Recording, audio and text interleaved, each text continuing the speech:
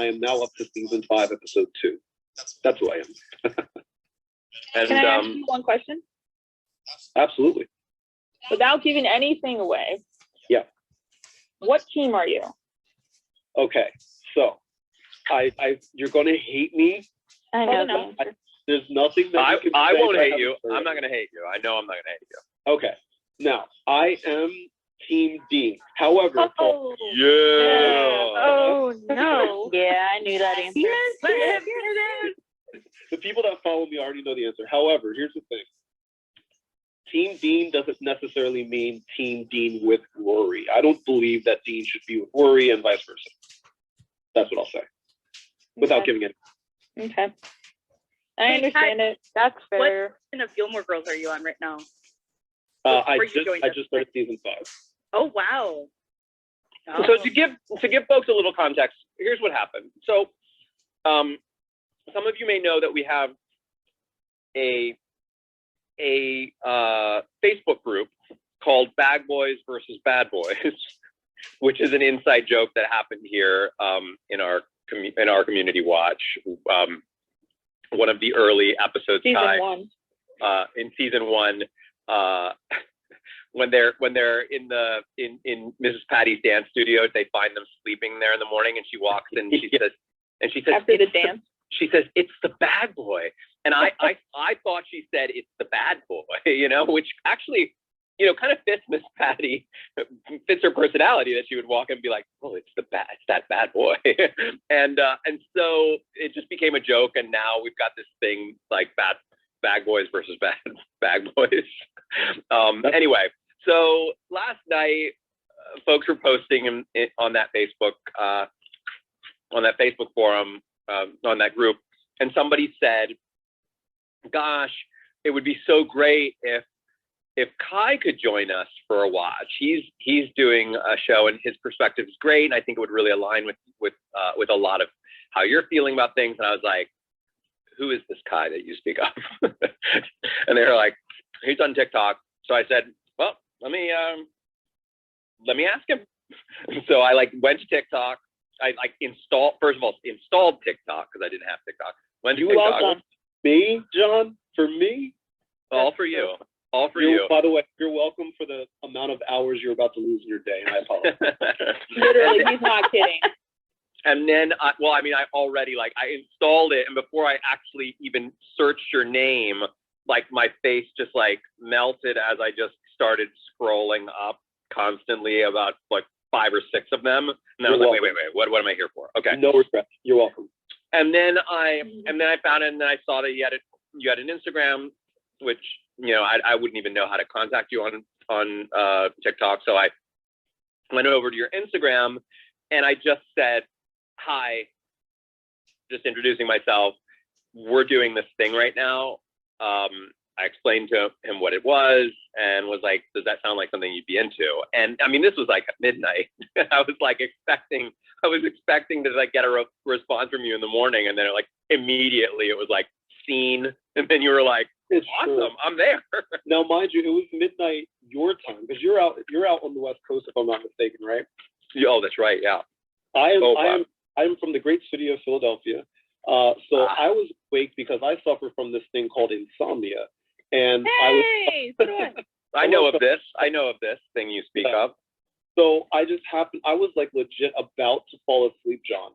And then I see your name pop up, and I know who you are because I've seen you on the television, John. And, and so I see your name pop up, and I immediately wake up. And mind you, because of you, I did not get to sleep for another hour or so. So in a way, I'm mad at you, but no. I'm happy. Yeah, so then I took screenshots and I posted it in our club. I was like, well, that worked. Well, welcome, Ky. Thank you for having me. Honestly, it's a pleasure to be here. And the Gilmore Girl community has welcomed me with open arms since I began, and I'm very happy to be here. Honestly, thank you for having me. I love your. Well, we are excited. You are our first guest. I'm excited for your opinion on this episode. Yes, love this episode. Me too. I yeah, absolutely. I have some thoughts for sure. Yeah, This is one of my favorite episodes. I've been talking about bringing guests on.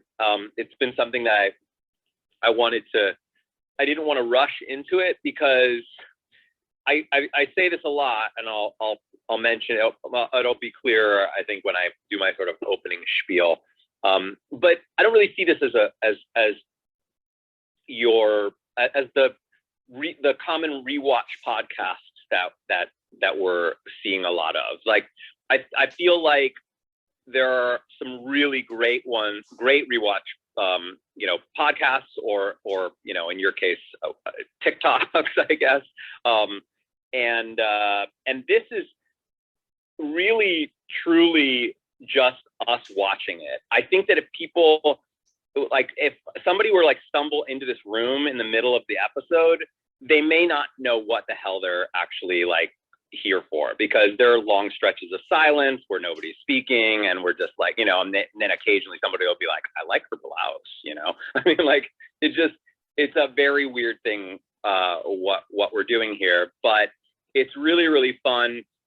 And I've been resisting the urge to formalize it like a radio show, or, think of it from the standpoint of like booking guests and bringing folks on there, because I think that the real magic of this is like not necessarily somebody like myself who was on the show, but the magic is really all these people who love the show, know a heck of a lot more about the show than I do, all kind of coming together and adding their commentary on it. And I want to preserve that. That said, I think that it would be fun to have, every once in a while to have somebody on, or to have somebody join us rather than say on, to have somebody join us like yourself. I've talked about reaching out to some of the cast members of the show and seeing if they would join us. But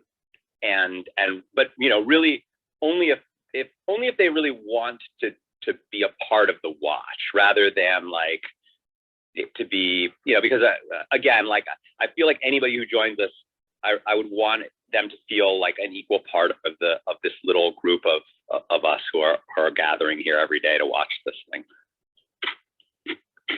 Yeah, it's really fascinating. And I on my podcast, I had Valerie Campbell on, who was the key set costumer for the show. And it's really surprised me how many cast members and crew members did not actually watch the show at all. And now that there's been like this resurgence of Gilmore Girls lately, a lot of the cast and crew have been being like, okay, I guess I should watch this thing. I heard it's pretty good. Yeah, I mean, it's actually, and it's not just a Gilmore Girls thing. And I mentioned this at the beginning. It's very common, actually, for actors to not watch the shows that they're in. The actors who play smaller roles on the show, those folks like myself, we were hustling. We were leaving set and we were trying to get another job on something else. So we're like, constantly like rehearsing lines and doing all, and so there's not a lot of time for television in our lives. And you think about the stuff that you want to be doing in your pastime. It's not, you don't want to be doing things that are related to your work. And I'd say that's especially so for like the leads of the show, like Scott and Lauren. Like, they leave the set. First of all, they've read all of the episodes, so they know the episode already. They were there, they filmed it, so they remember it from a particular perspective. And they go home and they want to, a lot of times just spend time with family and friends and not think about work until the call to show up to set the next day. So that's, I think, the reason why. But a show like Gilmore Girls is special in the fact that like it was on the air over a decade ago, and its fandom has grown. I mean, and that's just unique for any show, that to be one that like feels like a bigger show and more relevant and more exciting than it was even when it was on the air. And I think that's the reason why a lot of the cast are like, okay, I've been away from this long enough. I feel like I'm not so close to it. I could really enjoy this. And I think that's the reason why you're seeing a lot of that happening now. Anyway. Let's dive in. Wait, before we do, Kathy Ann has been flashing her mic, so. Oh, Kathy, what's up? I just had a quick question for Ky. How does your roommate feel about you like joining this with us and John and your interview with Valerie and stuff like that, like, because I know she was somebody who was really into Gilmore Girls before you. Yeah, she is very into the show, and she does not fail to remind me where I came from and how I got here. She's like, I want credit. Yeah, so she tells me all the time, she's like, Ky, if this goes anywhere, I'm coming with you, and I don't want to hear any excuses every day. 10%. That's Fantastic. I don't blame. Are you gonna sing along, Ky, with the theme song tonight? There's a theme song to the show. I had no idea. I don't know if I. What? I don't know if I can. I don't know the Oh, words. sarcasm. Sure. Is that something that you do in your podcast? So people, I purposely don't sing it, and it like gets people in their feels, because apparently you have to sing. It's like the claps in Friends. Like you're supposed to do the claps when it gets to that one part of the song. Like I purposely don't do it just to make people mad. So yeah, that's where I stand. We've never sang them. We should sing it. But we always copyrighted. Normally we talk. Yeah, Carol. we always use that moment. We always use that moment to chat a little bit. Also, Yeah, 'cause we could I don't be think that we. copyrighted, right? No. Well, aside from that, I wouldn't want to mess with that. But like, aside from that, remember, our episodes are not perfectly synced. They're like they're kind of in the general vicinity. So if you're singing to yours and I'm singing to mine, it will be. We should do that one day just for fun. We should sing the theme song just to hear how absolutely horrendous it will sound, because everyone will be on a completely different track. I guarantee. Well, because we're all within like 10 to 15 seconds of each other, so. And honestly, year if of somebody Zoom started it, I'm telling you, it's a bad idea. Yeah, I know. Okay, let's Hang jump in. on. Can I just say, I normally cut out your preamble, but I am so posting all of this for this episode, so you've all been warned. Good. I'm so excited. Okay. So amped for this episode. So, Same. hello, everybody. Welcome. If this is your first time joining us, as it is Ky's first time, welcome to Remarcus. We're a community of folks who watch our favorite shows together, virtually, but as if we're all in the same room, huddled around the same television, passing pizza boxes and Chinese takeout. And the show that we are watching first is Gilmore Girls, the favorite show of, I would say, everyone who is here watching it. I would even include myself in that, because even though I have not watched it, I was in the show and it changed my life. So for that reason alone, it is my favorite television show. If you arrive early to the room, and maybe I should start by saying what this is. I talked about it a little in that sort of preamble. This is not a rewatch podcast, in the sense that if you're here expecting a lot of commentary, deep, analytical, dissecting of characters, you might be disappointed here for at least the first 45 minutes. And you might want to actually come back 45 minutes from now, because what this is really a watch of the show. There's going to be lots of silence, little bursts of chatter. Sometimes that chatter might be over a line that you really wanted to hear. It really is natural and organic, and we think it's pretty fun. If you arrive early, you get to join us up here on what we call the couch, which is this area of 15 folks. And if you're here, you can be one of those people to chat during the show. And there's no rule as to how much or how little you can chat. What we do like to do, though, is focus on what's happening in the episode, or maybe kind of go off slightly ancillary to what's happening in the episode. But what we try not to do, for folks like myself who have not seen it, is talk about things that are going to be coming in future episodes. And if you can, try to squeeze your comments in between lines so that we don't cover stuff up. And if you have a lot more than a few sentences to say, hold off, because we are going to be sticking around for about 45 minutes, actually sometimes even longer, after the show's over, to do some of that real analytical dissecting that I know a lot of folks really love out of rewatched podcasts. We are recording, as Mary just mentioned. I record the episode, she does as well. We kind of back each other up.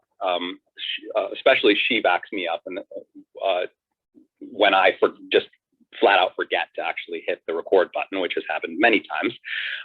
If you don't want to be recorded, no problem, just don't speak or don't come up onto the couch. But if you do speak, then you're cool with being part of an archived audio.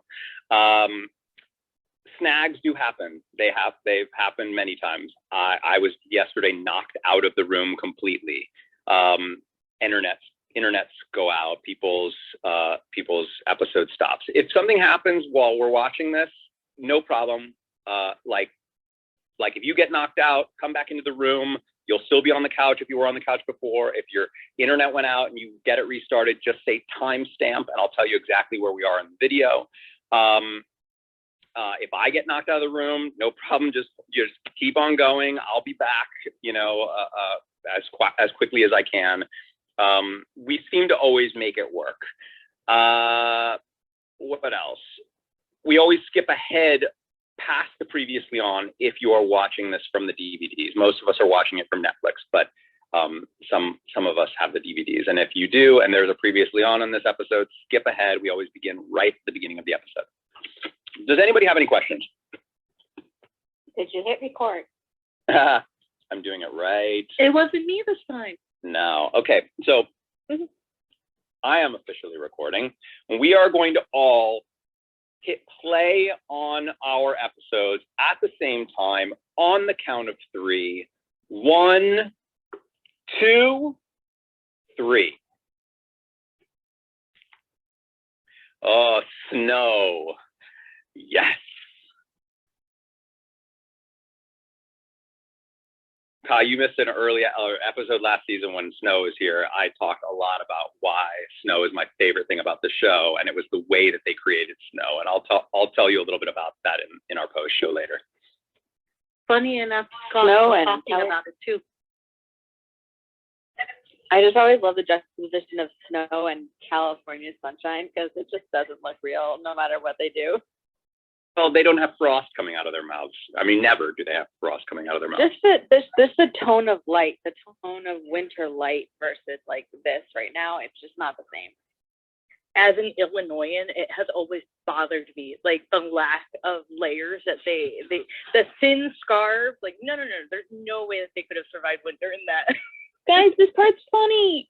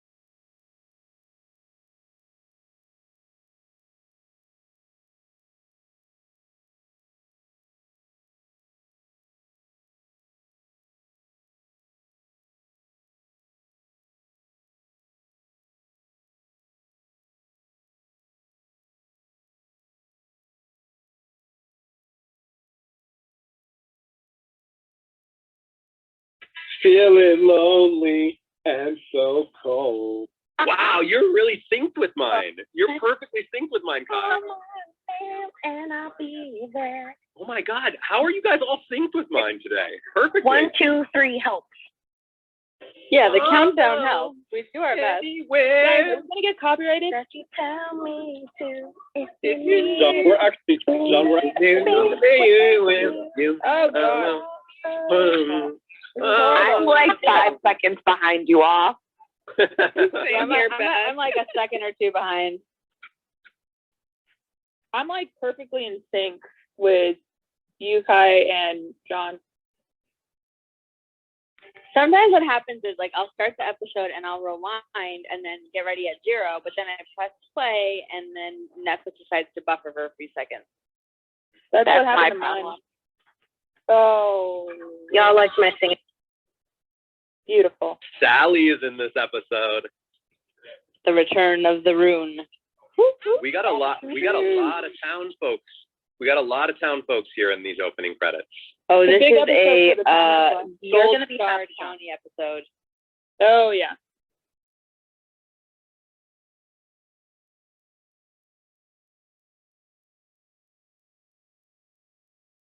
Ma chère mademoiselle, it is with deepest gratitude and greatest pleasure.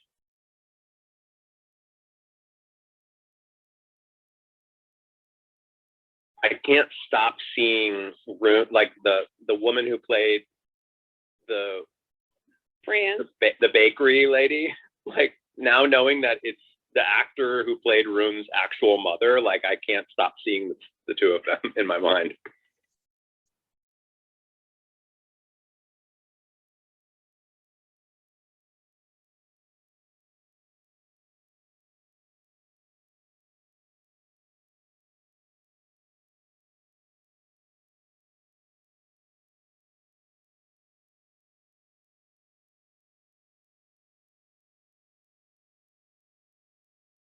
I didn't realize this was so early in the series.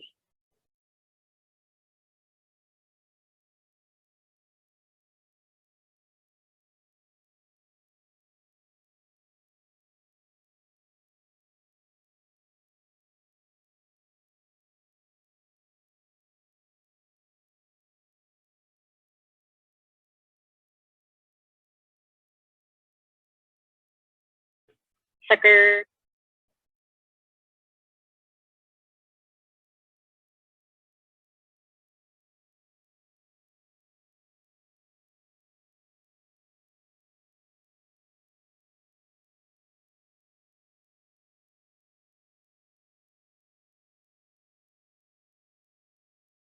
I wonder if they were really playing.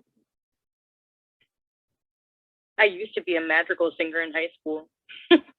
I hated the recorder in school. Actually, I remember chucking it into a pool.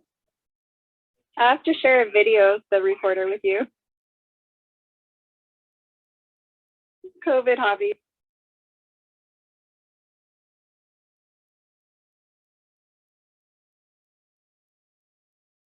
Lauren Graham is the most beautiful woman on this planet. She's an attractive woman. I love that Suki is so calm about the fire.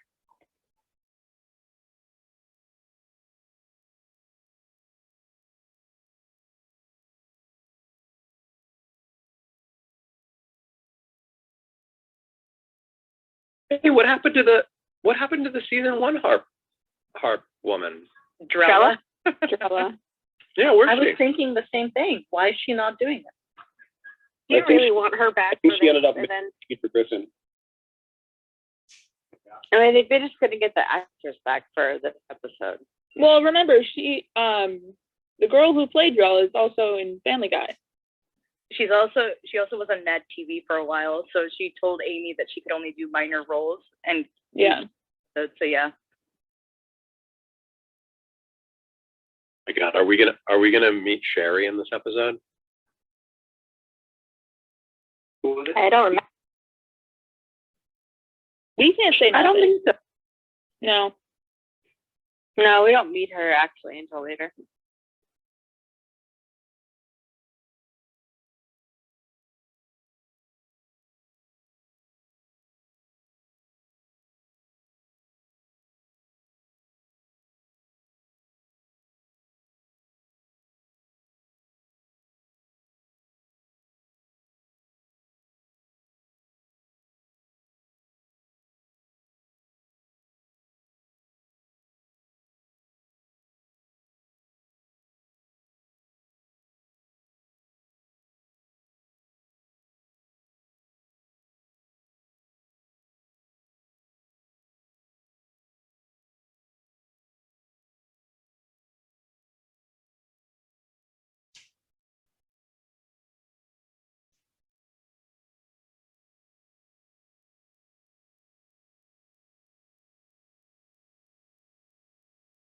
They're known as Bahamians, by the way. I was actually like, since that moment was in my head, trying to think of how you would actually call somebody from Bahamas. I would have said Bahamans, but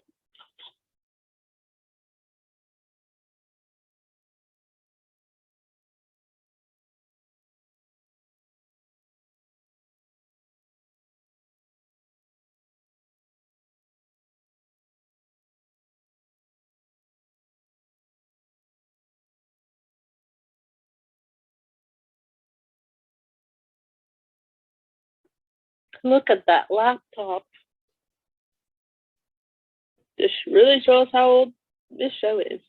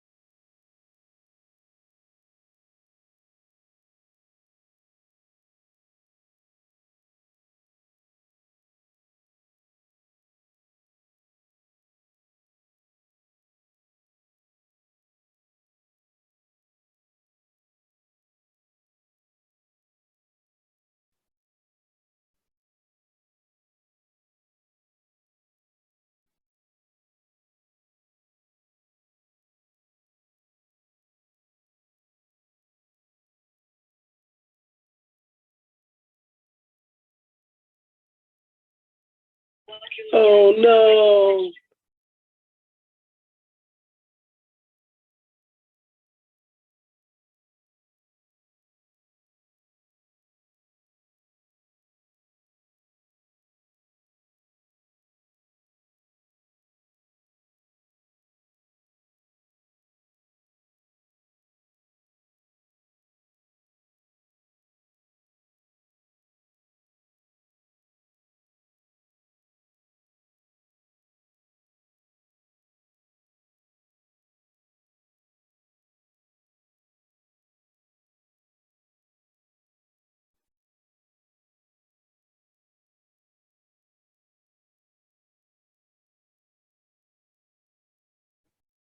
We have room.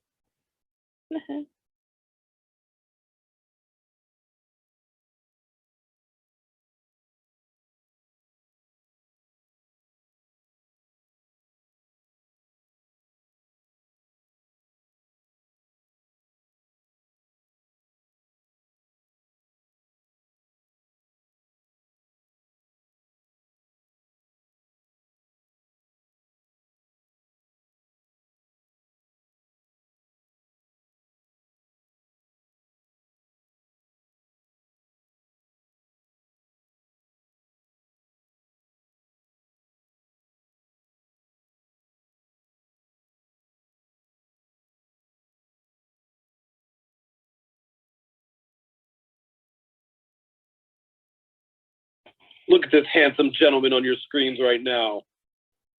Oh. Jared, yes. Dean, no thanks. Look at this hooligan starting fights. Rude. whoa. Oh, This is not the episode to bless come for America. Jeff's fan. Oh, I Yeah. woke up and chose violence today, friends. oh, Jeff. Jess. God, I love him.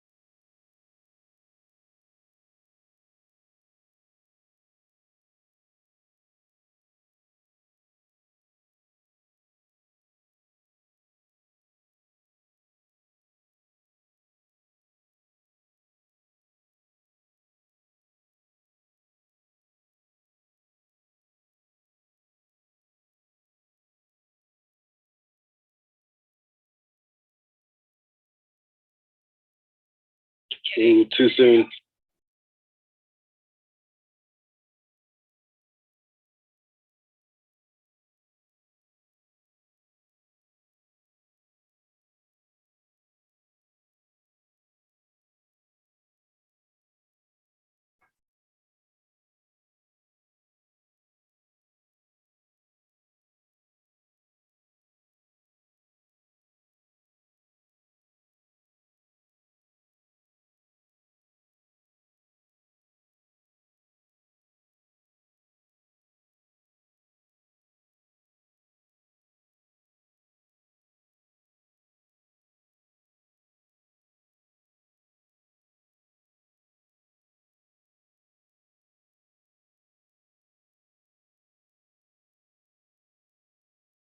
I love Maury.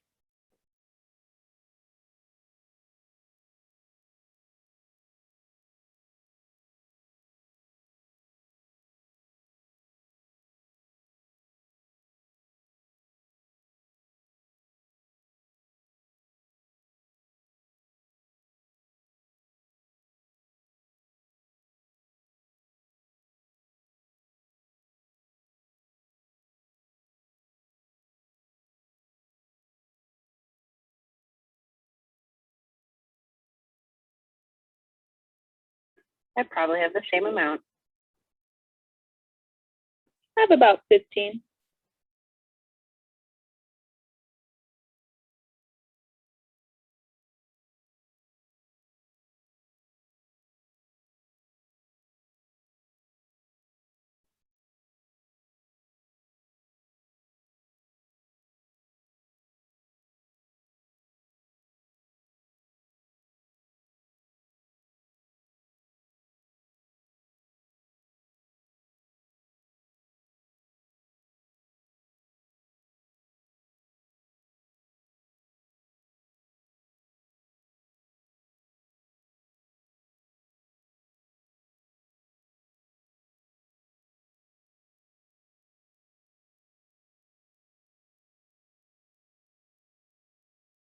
I always love a good Prince reference.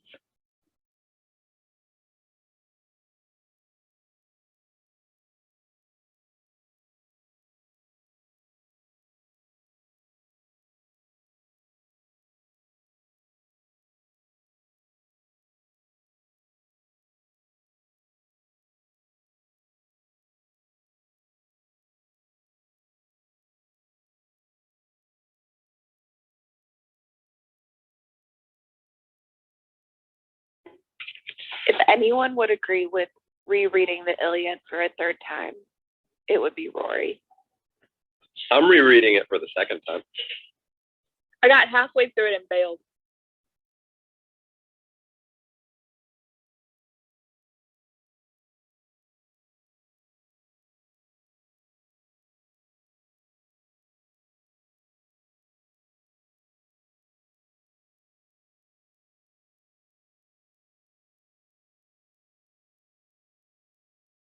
He tried. That's right. Oh, calm down. That wave.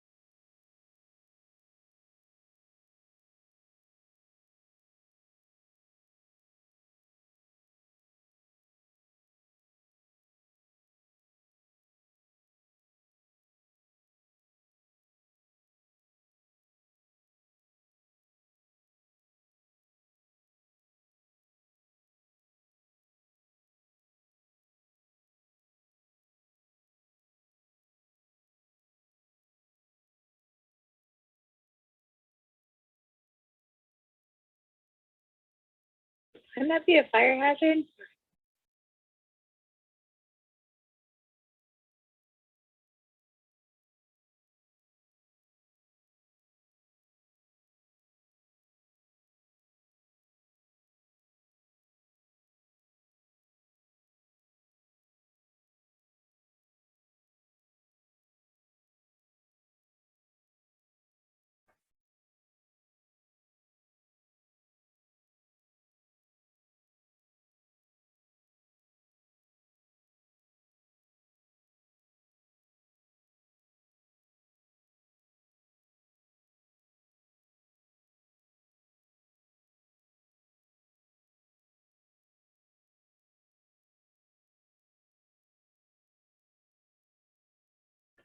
Oh boy, oh boy, oh boy. Oh no.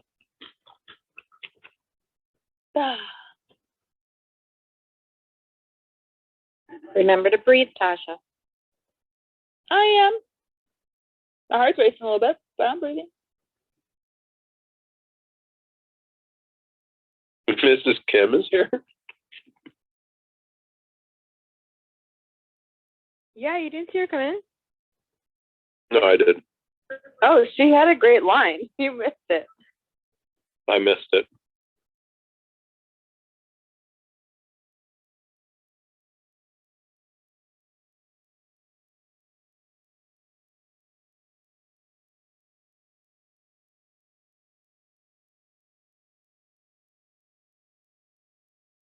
And this is the point where the picture that Tasha posted on Twitter makes sense to me.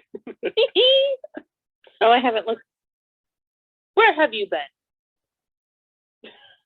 Well, it's become like a little challenge of mine. I look at the picture, have no idea what it is, and then try and figure it out as quickly as possible in the episode. Well, John, you can pretty much tell what my favorite episodes are depending on if Jess is in one. So.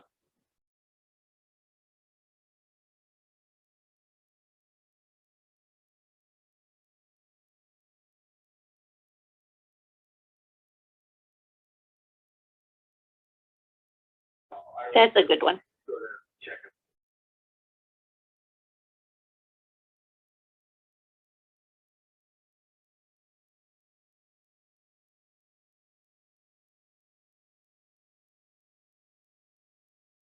Oh, The feels.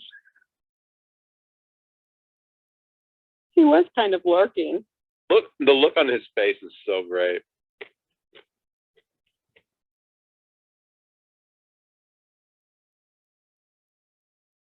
See, this is why I love winter. Like he just looks so nervous to be on that thing.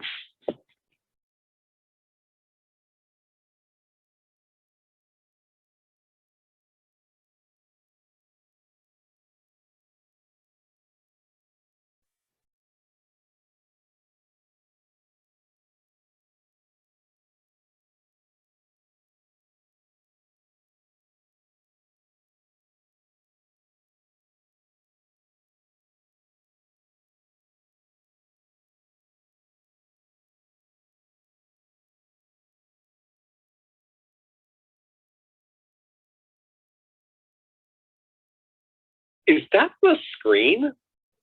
Or is that... It almost looks like it's on a screen. It's It was like a screen to me. Parts of it do. But I don't know. Maybe it's just like Also like around their hair and head, like it looks a little fuzzy, as if Looks like a screen to me too. it looks like a screen. That is crazy.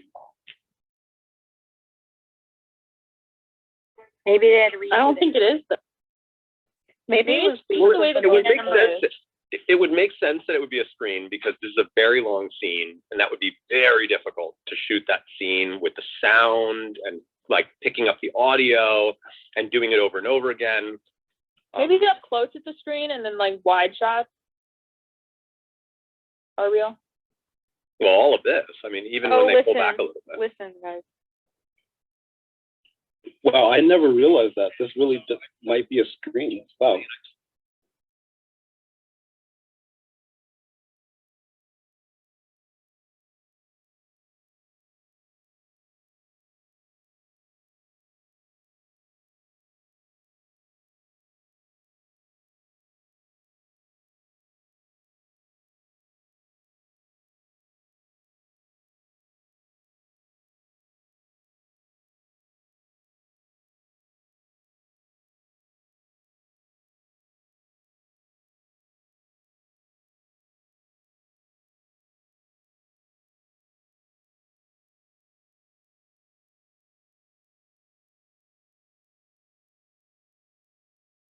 I'm just dying to know. Now I need to find that out. Still looks like a screen to me.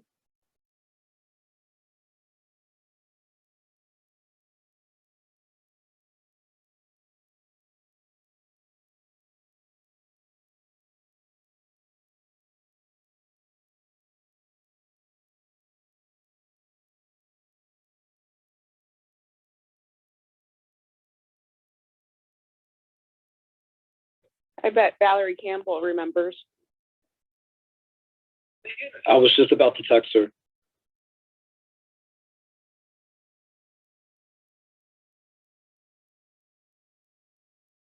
So my favorite part.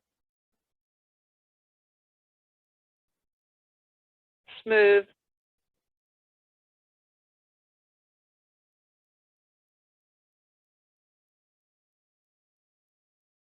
That's a great coat, though. He looks beautiful. Yeah, let's not forget that she has a boyfriend right now. So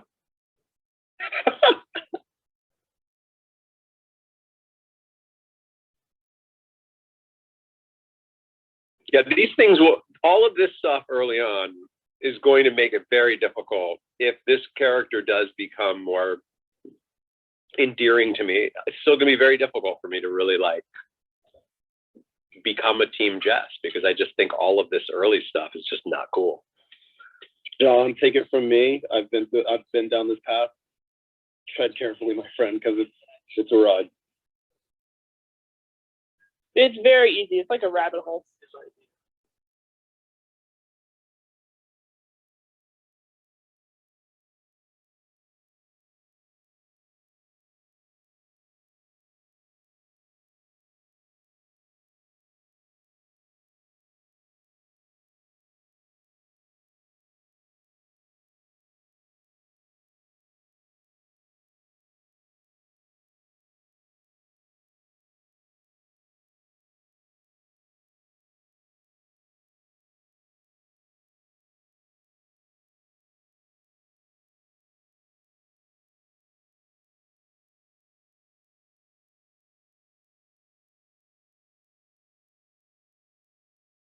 Oh man, I'm gonna have so much to talk about afterwards.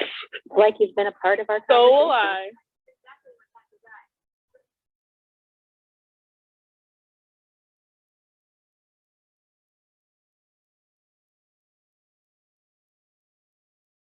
I. Oh, that was great.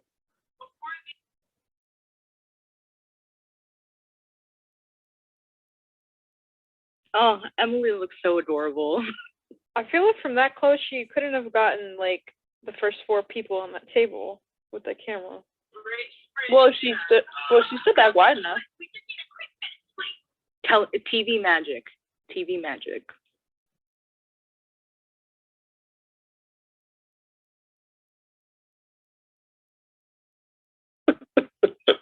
I don't know why I found it so funny. Luke and Bootsy is hilarious. Shut up. It's like they're brothers. Yes.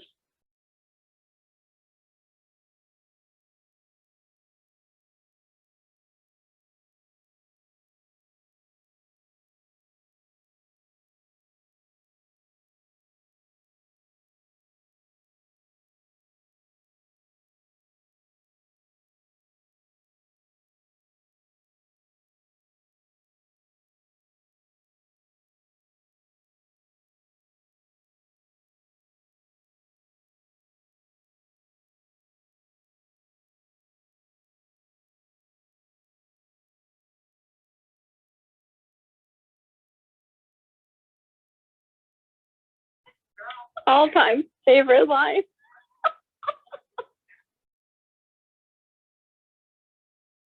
That was the only line that I liked Rin for that moment. Same. It's just so good, though.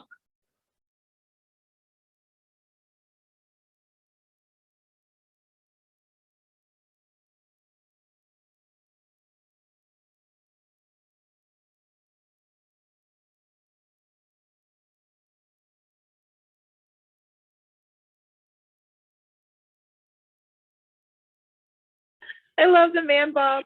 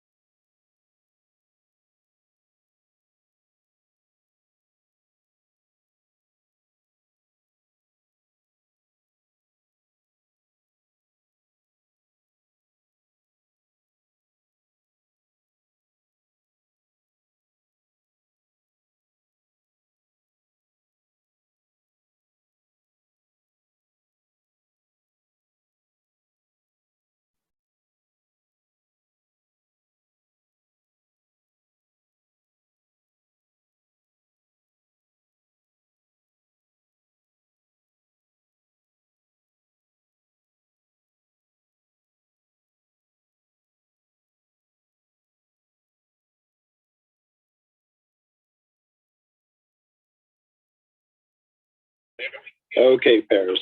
Let it be Paris to ruin a happy situation.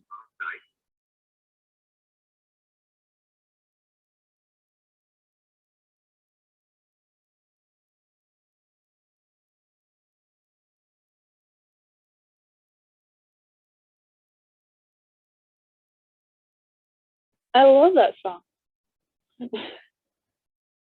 What a multiple of blue.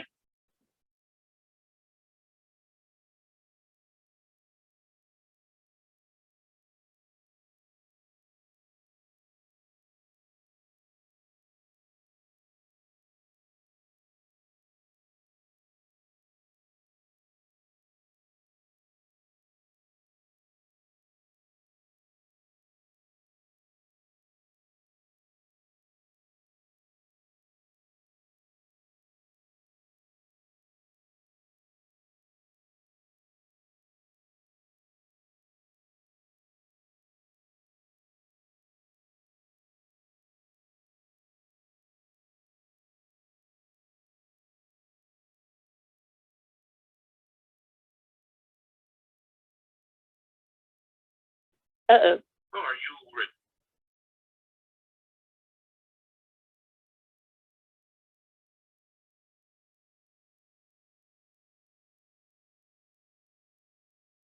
Oh boy.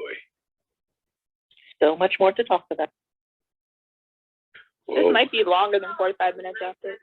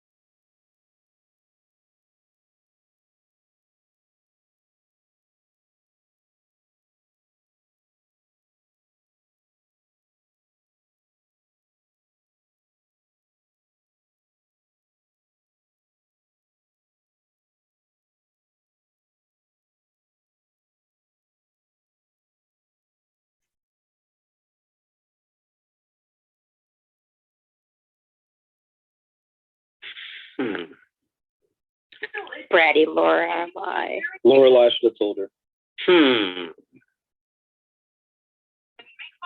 Things are changing. She doesn't like it.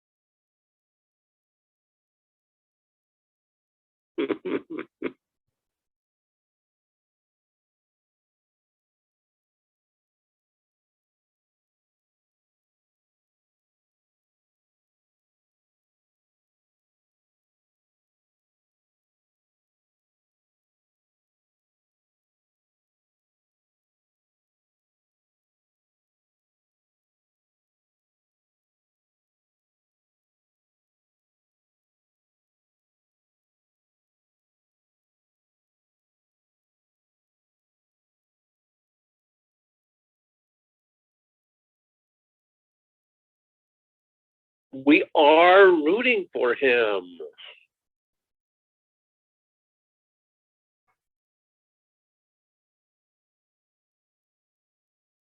No? I'm with you.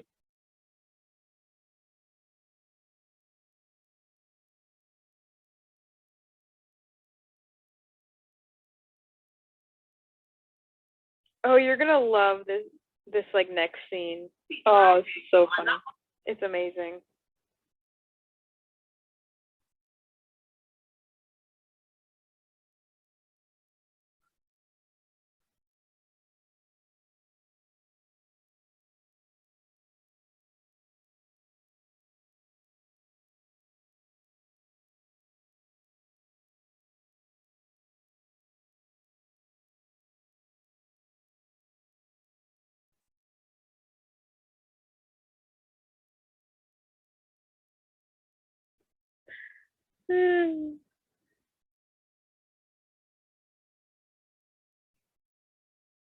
Behold my future.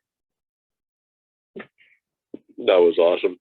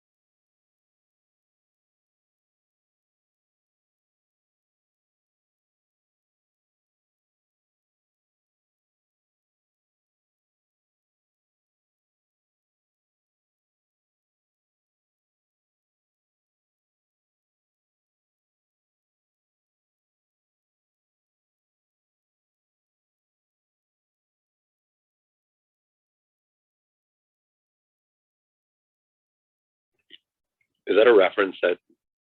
Days of Our Lives. Days of Our Lives reference. No, I know that. I'm just wondering if it's a reference most Gilmore fans would know.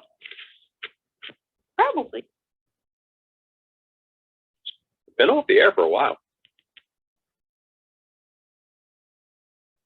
Days of Our Lives was off the air. Isn't it?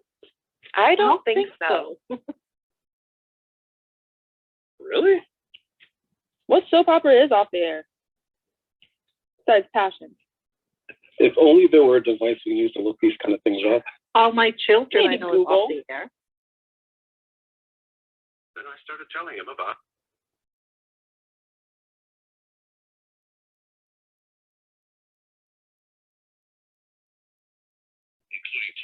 Days of Our Lives renewed for seasons 57, 58 at NBC 7 hours ago.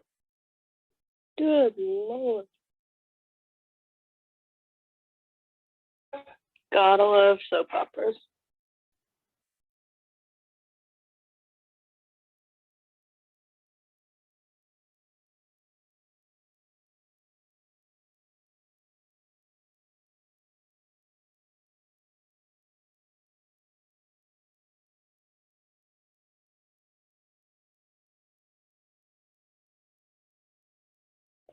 I got $500 on what word that could have been.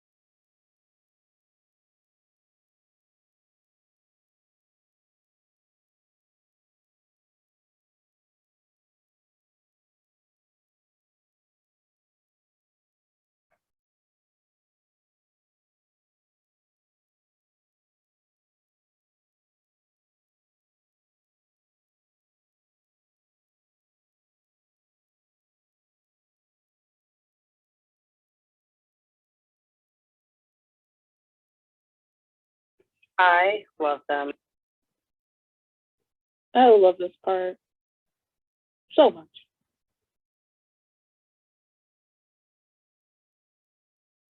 Oh man, I love these two. I'm one of the very few people that's not a big Richard and Emily fan. I know. I heard. My reputation precedes me.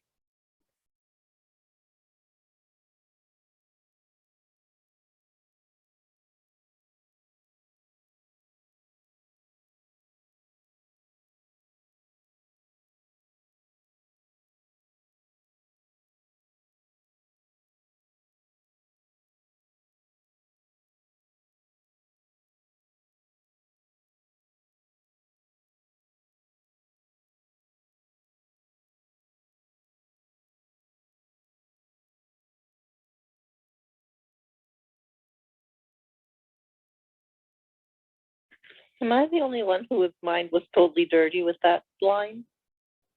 Yeah, No. of course. I mean, and I think that the idea that they did, because I mean, he's like wearing a like turtleneck the next morning. You I know, would so not like to think of. it's so Emily clear that Richard. it's so clear that they did. Well, yes, but I would not like the picture. Thank you. Well, if you were watching with subtitles, it's definitely meant to be dirty. Definitely. And that is a long shirt he is wearing. My favorite part of the whole episode is right now. Shirt is very long. It was 20 years ago. Fashions were different. Are we glossing over that moment, guys? Poor Dean. Oh, Did you miss it, John? No, I don't miss anything. I got it. Except that Mrs. Kim's line. I missed that.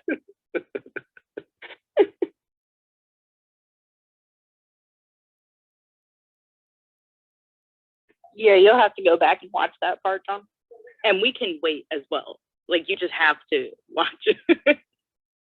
Yeah, we'll happily wait for you to watch it.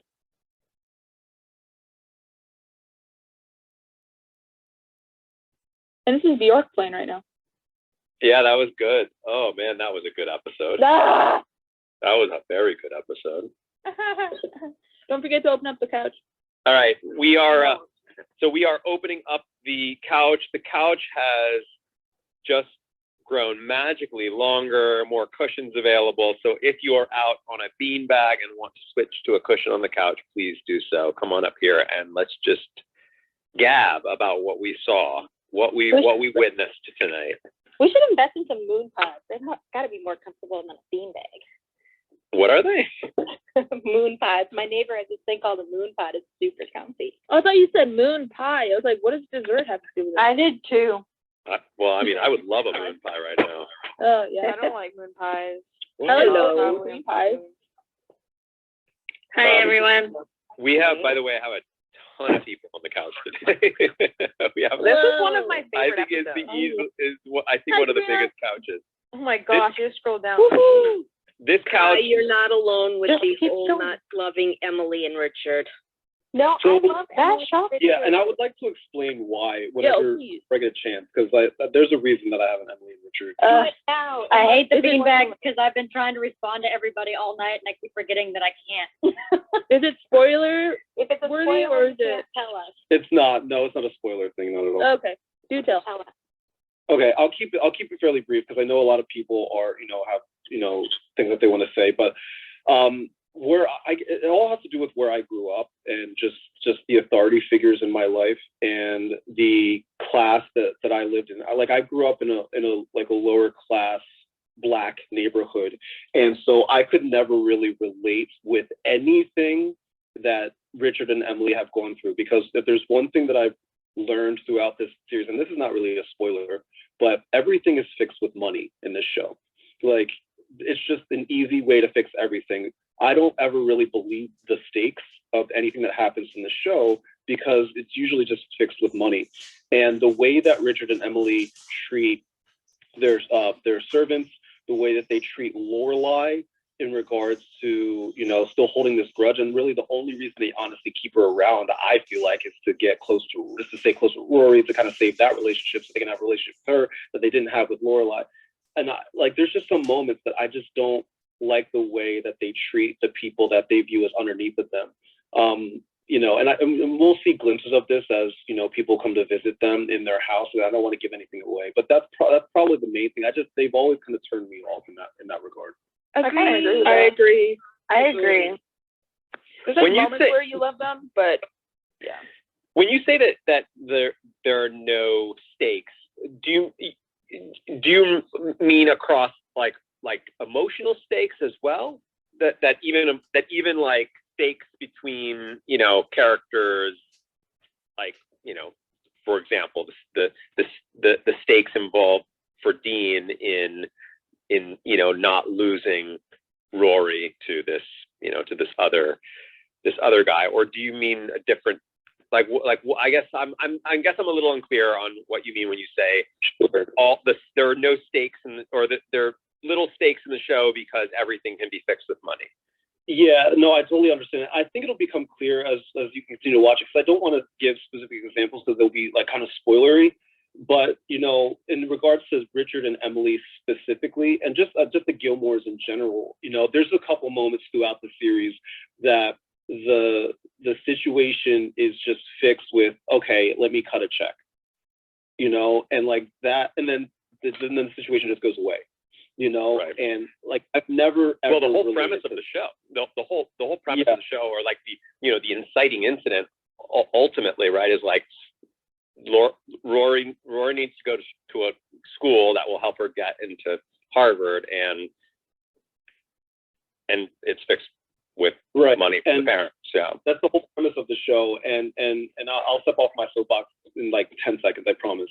But I think that's one of the reasons why, and this is not a knock against Amy or the cast or the crew, the creative team, the writers or anything, but one of the people were often surprised when they learned that I didn't watch the show. But it wasn't just me. Like where I grew up, in my neighborhood, we did not watch Gilmore Girls. We watched other shows because Gilmore Girls didn't necessarily represent me and my family and my friends, the like people of color, and the situations that we grew up with. So people were always surprised.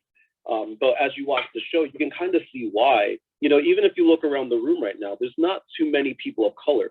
And there's a reason for that. There's a few, which is great, but there's a reason for that. And I think that's one of the reasons why, this show didn't, like, I really enjoy it, but growing up, it was not something that I ever really related to. And some of the stakes that are in this, I feel like, it's just kind of fixed with just a check. Can I ask a question? Can I ask a question to the whole group? Well, everybody in the couch. Because I can't really remember. Have there been characters of color in the series so far? Yeah. Well, I mean, aside from Michelle is like the most prominent person of color, right? Little side town characters here and there, like the kid Dozies that was checking them out one time, and then maybe some people that were in loops, but not significant. It's a very white show. Right. Well, and then there's Mrs. Kim. Lane and Mrs. Kim, the Asian Henry. woman. So, yeah, I mean, that's definitely something that I've thought about. And I'll be honest, like, when I see fans of color for the show, there's a part of me that does ask that question. Like, are there what aspects of the show do you relate to? So I guess that's a really interesting perspective, Kai, coming from somebody who didn't watch the show, but now you are watching the show, and it sounds like you're liking the show. Yeah, I do like the show, and I find that the things that most people relate to with the show, like we got to make fun of the whole like Rory and Jess situation, right? Which is understandable because like when you're growing up watching the show as a young female, I don't mean to speak for the people in here, but you kind of relate to Rory differently than a 33-year-old black man from Philly, right? Watching the show for the first time. So that's why I kind of have a softer spot for some of the male characters than most other people do. I think that that's also like, I agree with you there. I've already picked up on that aspect for myself, because I find myself often feeling like I am being placed in behind Rory's eyes. I mean, for sure. I think I've gotten to the point now where I believe that she is really the protagonist of the series, more so than Lorelai. That's just how I feel about it. And as a guy, there's like being placed into a female protagonist the entire time. It's hard for me to not try to put myself into the shoes of the male protagonist. And I think that the reason why obviously we're going to talk a lot about Jess and Dean, but I think that the reason why I'm not a Jess guy is that that type of guy I've never been able to relate to that type of a guy. And so somebody like Dean, just it's a guy that I feel like I've known before, and I feel like I would be friends with him, and we've talked a little bit about this, about like how much are characters on this show your favorite characters because you see yourself in them, and how much are characters your favorite characters because you would love to be friends with them. Like, I don't necessarily have the same personality as that character, but man, I really love them, and we would be great friends. And for Jess, it's like with Jess, like neither can I see anything in him that reminds me of myself, and I don't think we would be friends. Wait, before I go too deep into this, let me just say really quickly. So we got a lot of people on the couch. I want everyone who's up here who wants to speak to have a chance to speak.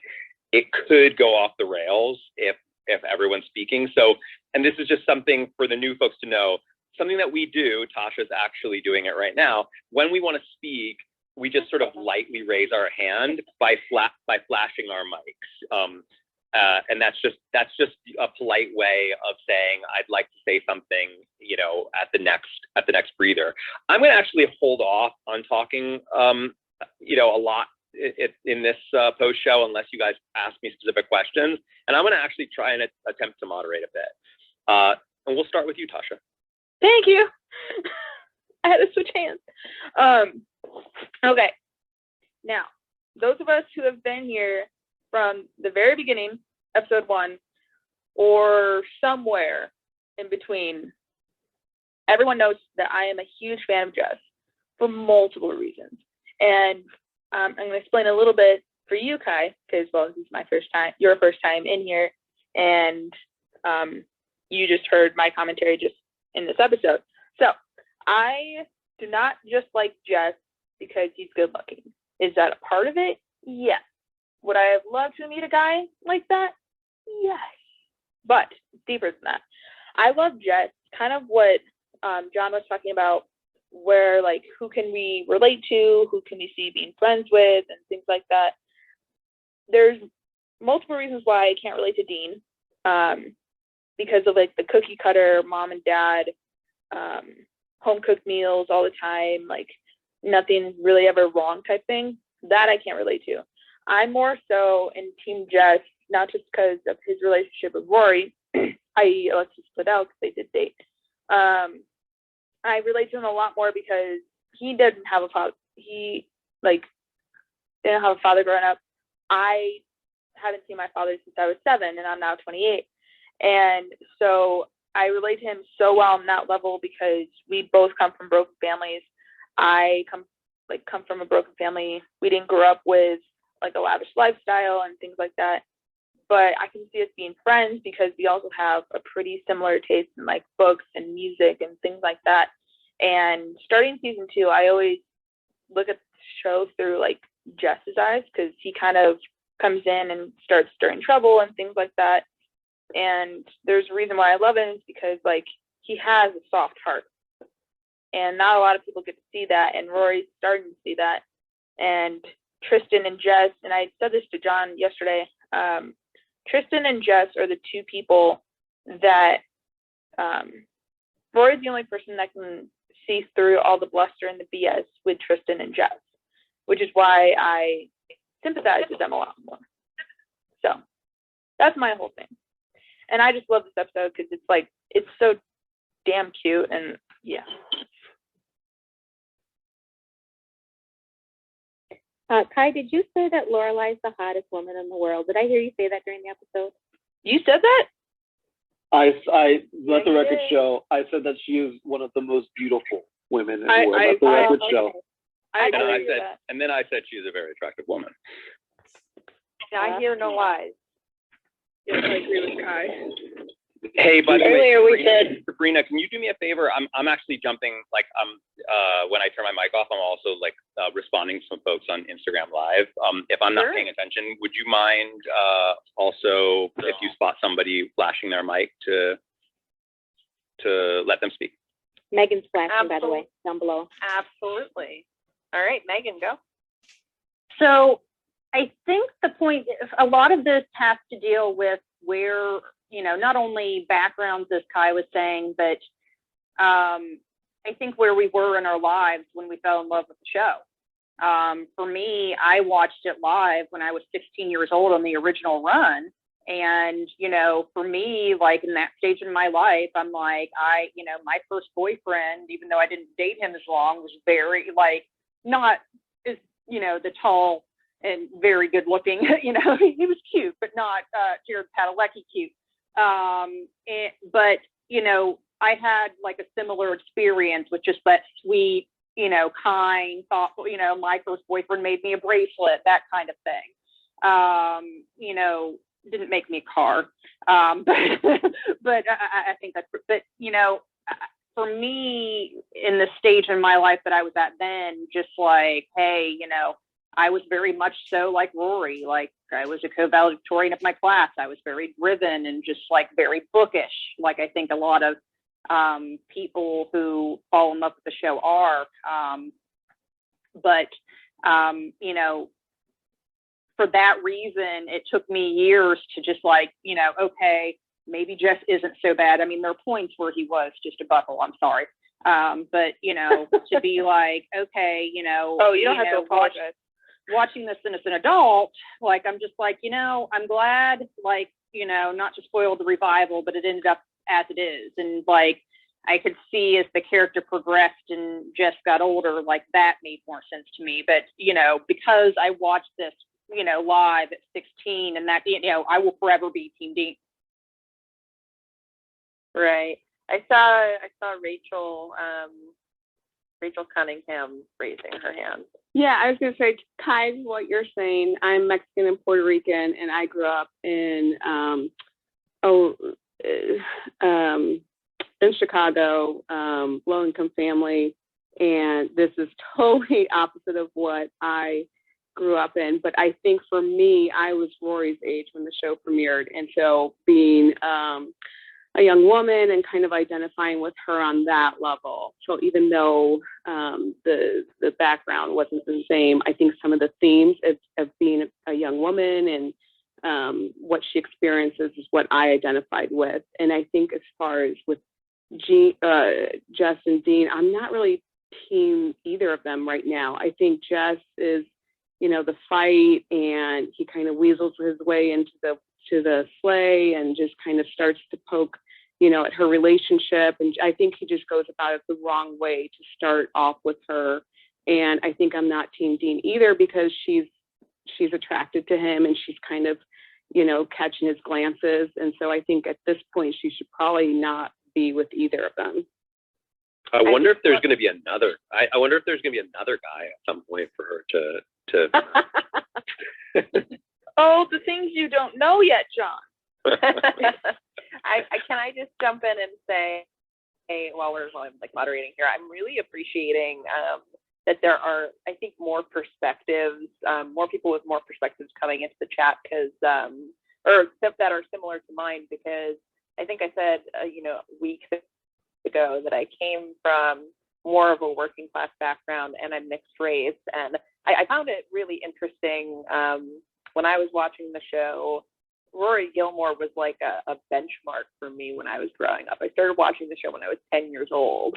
And like I would want to read the books that Rory read, and I want to be witty and like smart like Rory was, but also a little bit like Lorelai as well. And I wanted to go to Stanford when I was 10 years old because Rory wanted to go to Yale. And I really, not to say like I based my personality off of this show, but I kind of felt like I was coming from a mix of like Rory, you know, being from my white family, and I got a little bit of like the Lane, like the strict Asian parenting as well. So I also identified with Lane.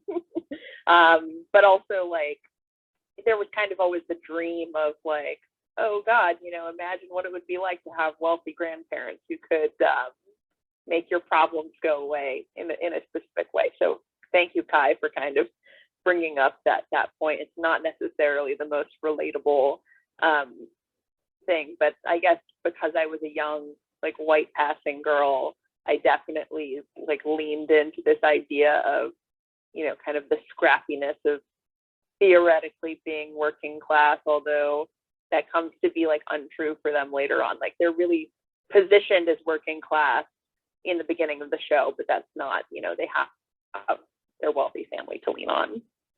Yeah, That's to piggyback off like Sabrina's point and Rachel's, like one time during our post show discussion after John leaves, where we would go heavy on the spoilers, it was getting really late at night, and I was kind of telling both Rachel and Chris like sort of like my perspective on things. Like I just found, just like you, Ky, like I found this show in the latter half of 2020. I want to say like August or so. So this is very recent for me.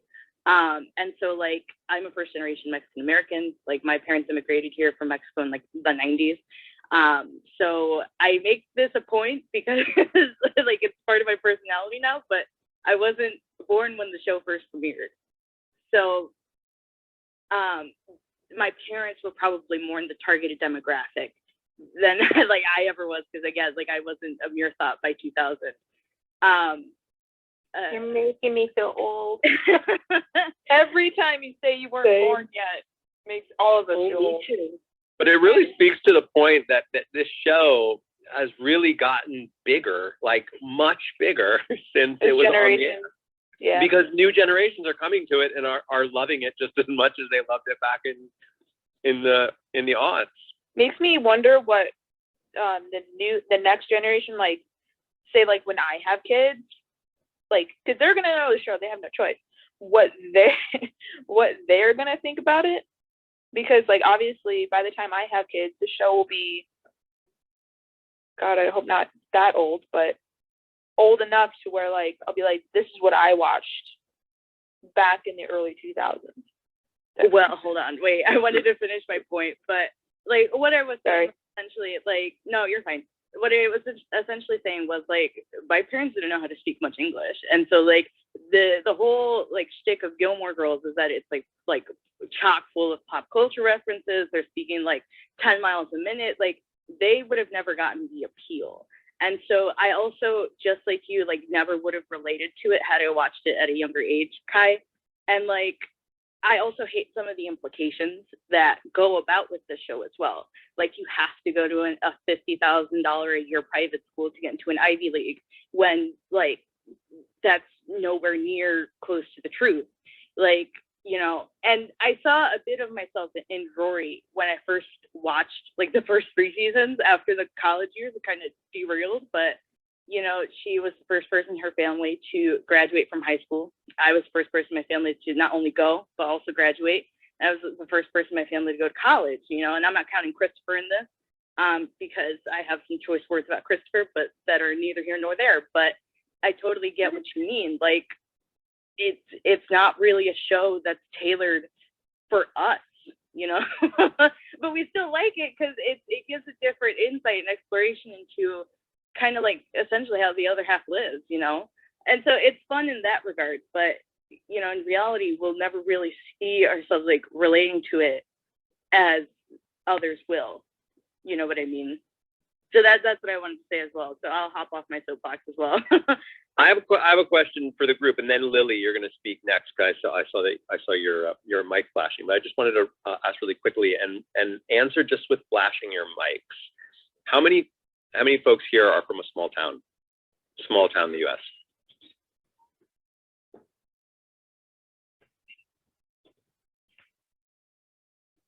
Wow, that's like, I'd say that's almost 50% of the room, if not 50%, right? Did I get that right? I mean, just by glancing, that's a It was lot. pretty close. So the folks that are watching this, and we're from a small town, you can probably relate to a lot of the small town aspects of the show, right? And then there are folks who are not, that are from, you know, I would imagine from big cities, who see it as Regina said, like sort of seeing how the other half lives, right? Or like, or, you know, I mean, obviously that's a reference to class, but like, you know, just seeing another world that's not familiar to you, which can be just as enjoyable, an escape. But if you are from a small town, I would imagine that the show would appeal to you in that way that I kind of was mentioning, how like some characters, I think we love them because they remind us of ourselves. And then there are some characters that we love because they don't remind us of ourselves, but we kind of would love to hang with them, you know, go partying with them or whatever. That's sort of, I think that same rule applies to worlds, you know, to the worlds of these shows as well, right? That like some people, I could imagine loving the world of Stars Hollow because it feels like home. It reminds them a lot of where they grew up. And then I could see others loving it because it's nothing like where they grew up, but man, they would just love to visit it, to spend time there, to be there. I don't know. That's just something that came to mind in this discussion about like, well, how much we relate to characters and the worlds of these of this particular show. Lily, you had something to say. Yeah, I was, you know, I feel like it's kind of interesting for me. I mean, I watched this like 4 years ago, the first time I ever watched the show. And each time I rewatch it, I notice something as I grow and like learn about like life in the world and stuff. And honestly, I kind of feel like sadly that I never noticed that there weren't a lot of people of color in Gilmore Girls. I mean, I'm a very white passing individual, but you know, my family is both Native American and African American, and I grew up like half my life identifying more with African American in like the past like 5 or 6 years as I've connected back on the mainland with my Native American culture. And it's sort of interesting hearing this now because I feel like I'm definitely going to be noticing that more. Like I notice it more on TV, like and just in other shows that I watch. And thankfully we see a lot more people of color in TV now. But I find it weird that I didn't notice that before. But yeah, it's interesting just to hear because, you know, I feel like we're at this point, thankfully, we're sort of used to seeing a lot of people of color in television. And when you watch some of these old beloved shows, you sort of get sucked into it's old and beloved and don't always realize that some things aren't totally in line with, you know, current times. It's Oh, definitely yeah. a product of its time, for sure. Definitely. There's already been some references that made us cringe. Wasn't there like somebody at one point said retarded, like used the word retarded? And Rory said that. Yep. Ouch. Find a And retarded it kid and doesn't teach him how to stop. play baseball or softball. Well, I remember Right. this is not a spoiler. I'm sure when we get to it, we'll say it. I mean, this is not a spoiler to most of you, unless you haven't seen the show. Let me see. A friend of mine is in the audience that hasn't seen it, but I have to say it anyway. There was a read through of an episode that I remember that's coming. You know, maybe season 3, season 4, season 5. I can't remember. I'm sure you've gotten to it already, Ky, where they talk about, it has to be while Jess is still there. So it's Jess in season 3 or season 4. It must be actually beginning of season 4 because it's in reference to the black eye he gets at the party at the end of season 3, right? And I know exactly what you're about to talk about. Oh, yep. and this got a massive laugh in our room when we read it. I remember it like it was yesterday. That line where he's like, where she's saying he showed up with a black eye at the door, and I think it's Emily says he showed up with a black guy, or no, or it was Lorelai that says that. And I mean, it's a like great play on words, but everyone sort of, I remember, laughed in the room and whatnot. But I mean, I mean, could you make that joke today? Does that even make any sense? I mean, it certainly doesn't seem funny, like in today's context of television. Call you, Ky. So I think, okay, so I'm definitely not the PC police. I hope that people know that, because I don't think that we should be like super PC. However, I think that whenever a joke like that is made, if it were to be made today, I think that the first thing that you should do after you laugh is look around the room and see who's in the room. And if you're laughing and there are quite less amount of people of color in the room than there are white, then you have to ask yourself, okay, that was funny, but like, why? You know, and I think that's one of the things that I think about, because I'm not really I'm not really a guy that's going to like call PC on everything, but I do want people to always ask themselves why. Okay, why is that funny? You know, and then once people really understand that, then you can say, okay, should we continue telling these types of jokes, or should we, you know, use that as a jumping off point for doing something bigger, you know, in regards to fixing the inequality that we're seeing, not just from Black Americans, but from Black actors, but from actors with disabilities, the LGBTQ, everything from that standpoint. Why are we laughing at it? We have to ask ourselves that question. Yeah, and Jess was flashing down below. Oh, I was just clapping. But while I have the floor, yeah, I just have to agree, because I think you're right. It is kind of a clever play on words, black eye, black guy.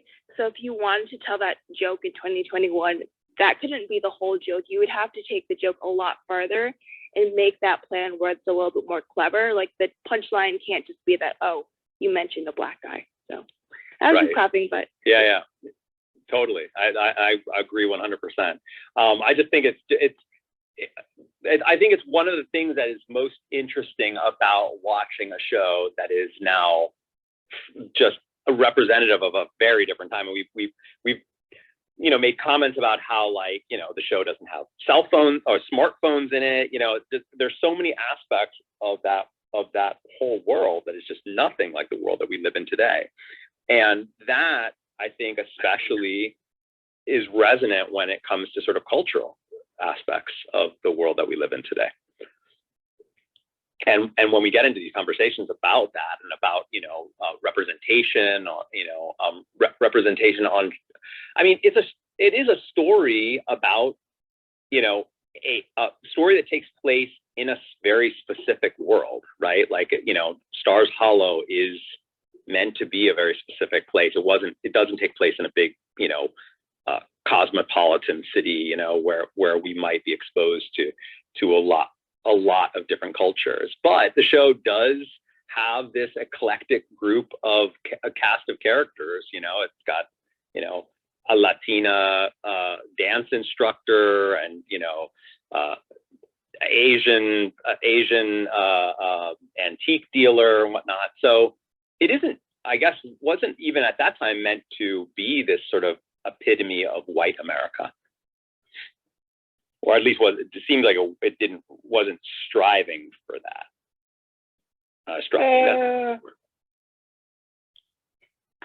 Can I just say real quick, I really appreciate Lily and Regina's perspective, being that they are young enough to be my children. So it's really fun to hear you guys talk about it. So just wanted to say. Go, Tasha. same here. Thank you. How do we even segue? Because like I don't want it to seem Just go with it. Can we talk about what happened in this episode? Yeah, let's Because I didn't know how to say it. How to say can we talk about the rest of the episode without because I don't want it to seem like I want to No, get I off think this that subject. there's a good time. I was about to say we should Okay. talk about some of the stuff that happened in the episode itself. So you're good there. So can I start then?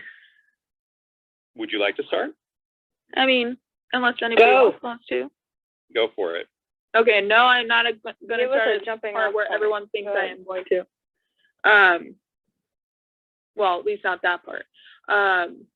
So besides the obvious of what I'm going to talk about, I really liked the part where Lorelai and Rory are in the living room and they're like making like guest lists and figuring out who's coming with who and who's going where and stuff like that. I really liked the part where they're just like sitting and like Rory's going through the Christmas cards and she comes across like the ugly baby. The baby that is pictured in those two cards are now probably Regina and Lily's age. I wonder, they don't know, but like I wonder who those people are and if they know about the show and if they're like at all offended by the fact that they were called an ugly baby. Like whose parents sent those in just to be like the ugly baby in that episode? As the parent of a newborn, I definitely have sensitivity to this idea that babies there might be like some like people judging the look of a baby. Yeah, I'm it's just wondering weird. whose parents sent those in. No. My No? boys were both born, and I thought they were ugly when they were first born. They looked Really? like aliens when they came out of me. Hey, I looked beautiful. Most I had very dark hair. I was very tan, and then I turned 7 months, and then I became a really pale Irish girl. I was chunky. I think very few babies are actually ugly. And I feel like one I was in every 10 9.7 babies. pounds at birth. My poor mother. Yeah, but I mean, I guess I'm just saying, like, I just think that I think my daughter is just absolutely beautiful, and like, I guess there's a part of me that would just the thought that like somebody might look at a picture of her and say that she's an ugly baby is hard. She's not. for She's me. adorable. She's People beautiful. tell me I was cute, but I've seen pictures. I was an ugly baby. Tasha. Babies are adorable Yeah. just in that they're babies, but let's not deny that there can be some who don't look quite oriented correctly. I was Especially newborns with the say- cone heads. Wait, who said my name? I did. Chris said it. I was going to ask you, Tasha, how did What? you think about, and I'm just going to ask you this because I'm curious about your perspective. Good job. Yeah. I want to know what you think about the fact that Lorelai did not tell Rory that her dad called and invited her over to his house. Oh, that's perfect. Okay. So considering my comment during that whole spiel, my reason for that comment was the fact that like things are obviously changing in both of their worlds. Like it's no longer, I mean, Christopher has always been a quote unquote part of their lives because they see him on Christmas and he calls like every once in a while or every week or whatever. But he never really was a part of their lives until we saw him. And so things are changing and their lives are never going to be the same ever since, like, especially since, like, when Max came into the picture, their lives changed, whether or not he's in their lives anymore or not.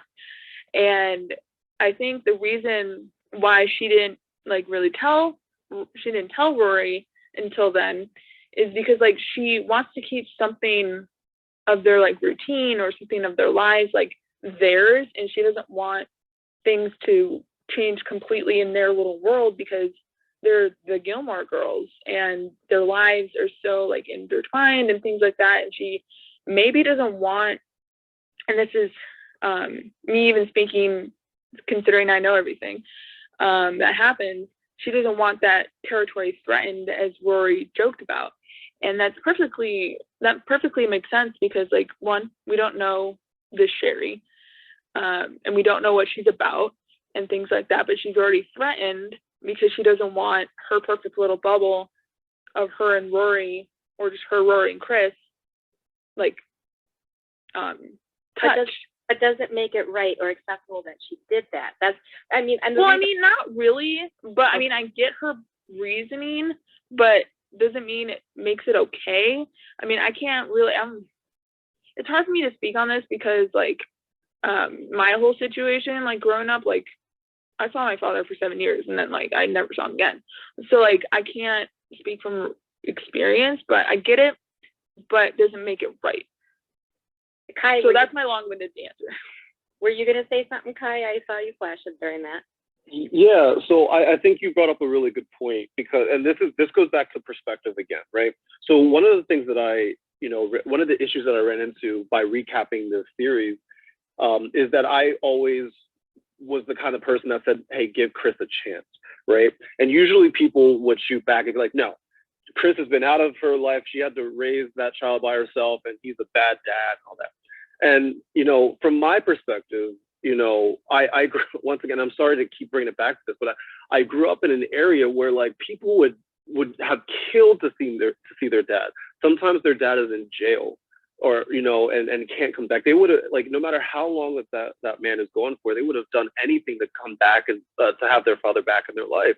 And so for people to just reject the idea that possibly that a person can change and be a good dad, even though he, like, let's all agree he screwed up and wasn't in that child's life as he should have been, obviously. But I think that it's worth a shot to give this man a chance, because I haven't seen any, like, up until this point where we are now, I haven't really seen much that would say that he's a bad dad outside of him not being there. Obviously, that's a big chunk of it, not being there for most of life.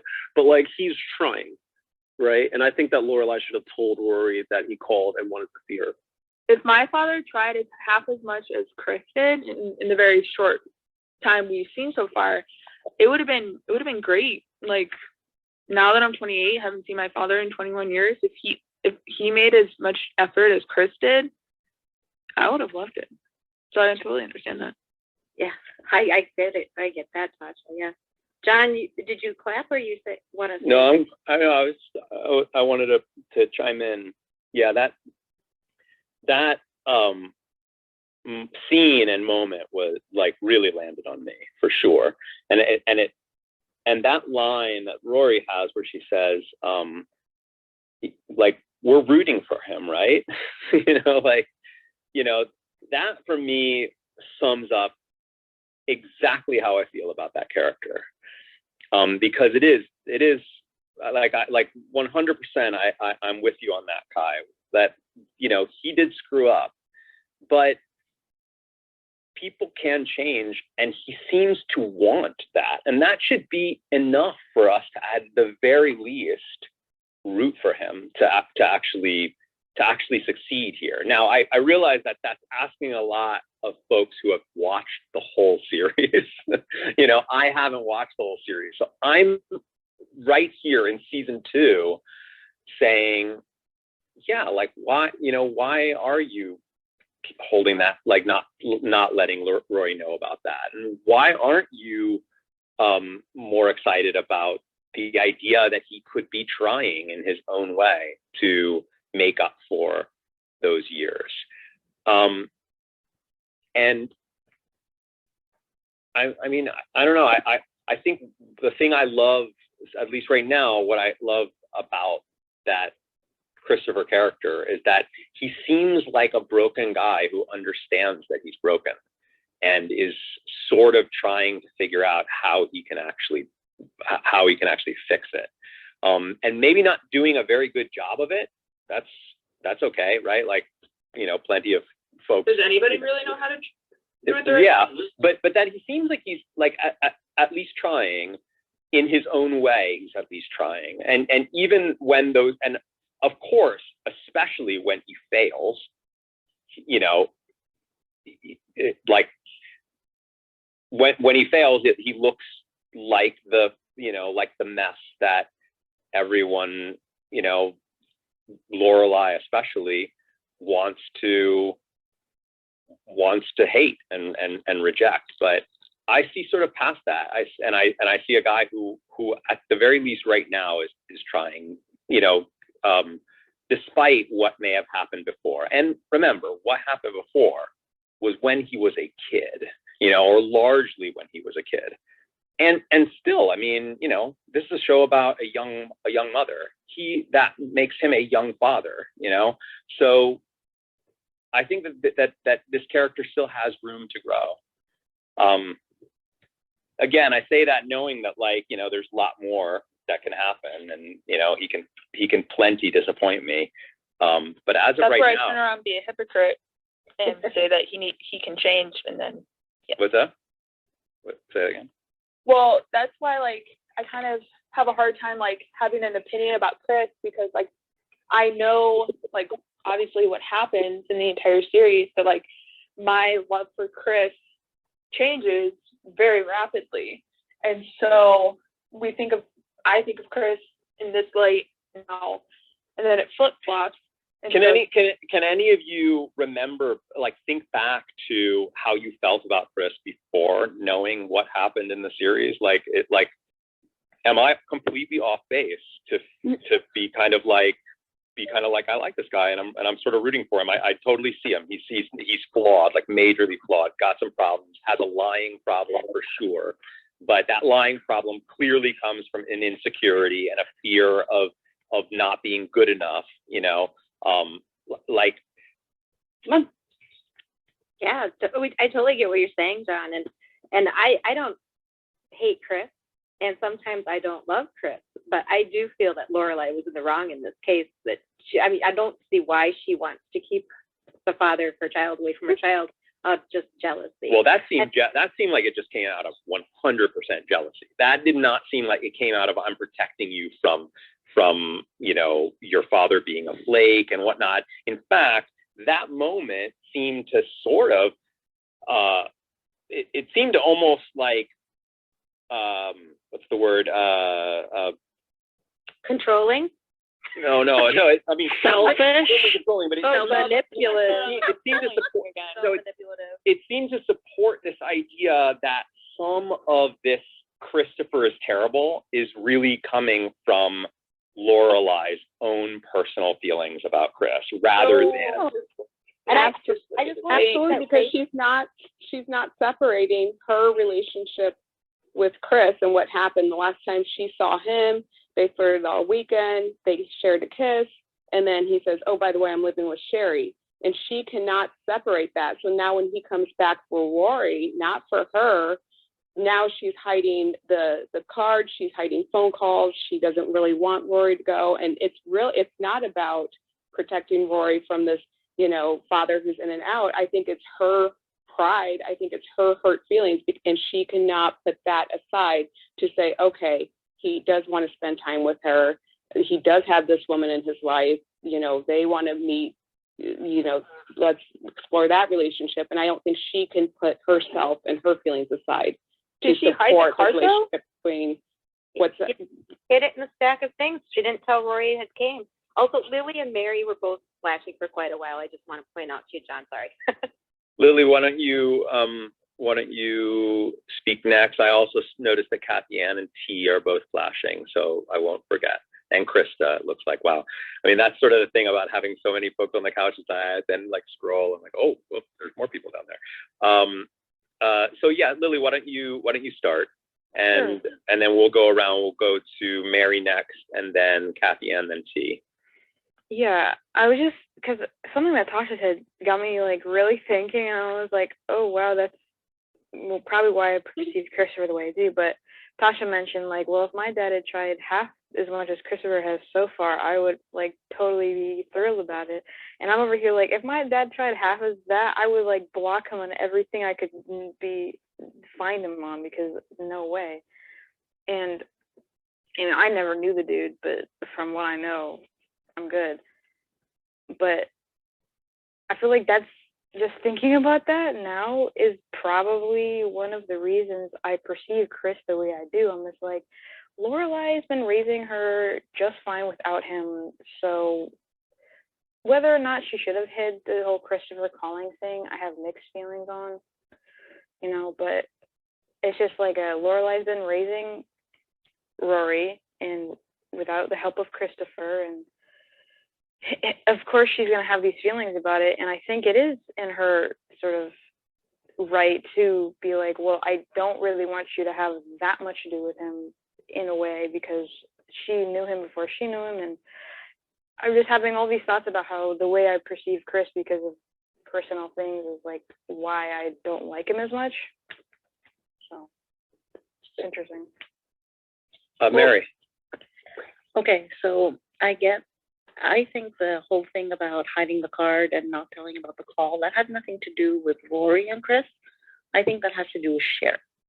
I think that Lorelai is threatened by Sherry, and she doesn't want to stop Rory from being with Chris if it's just Chris.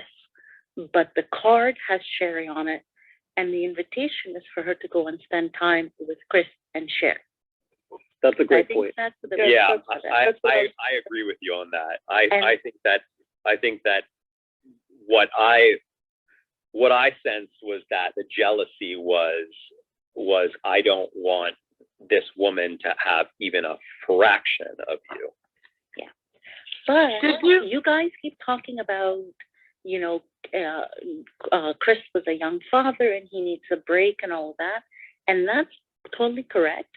But in the 2 seasons that we have seen him drop out on Rory already.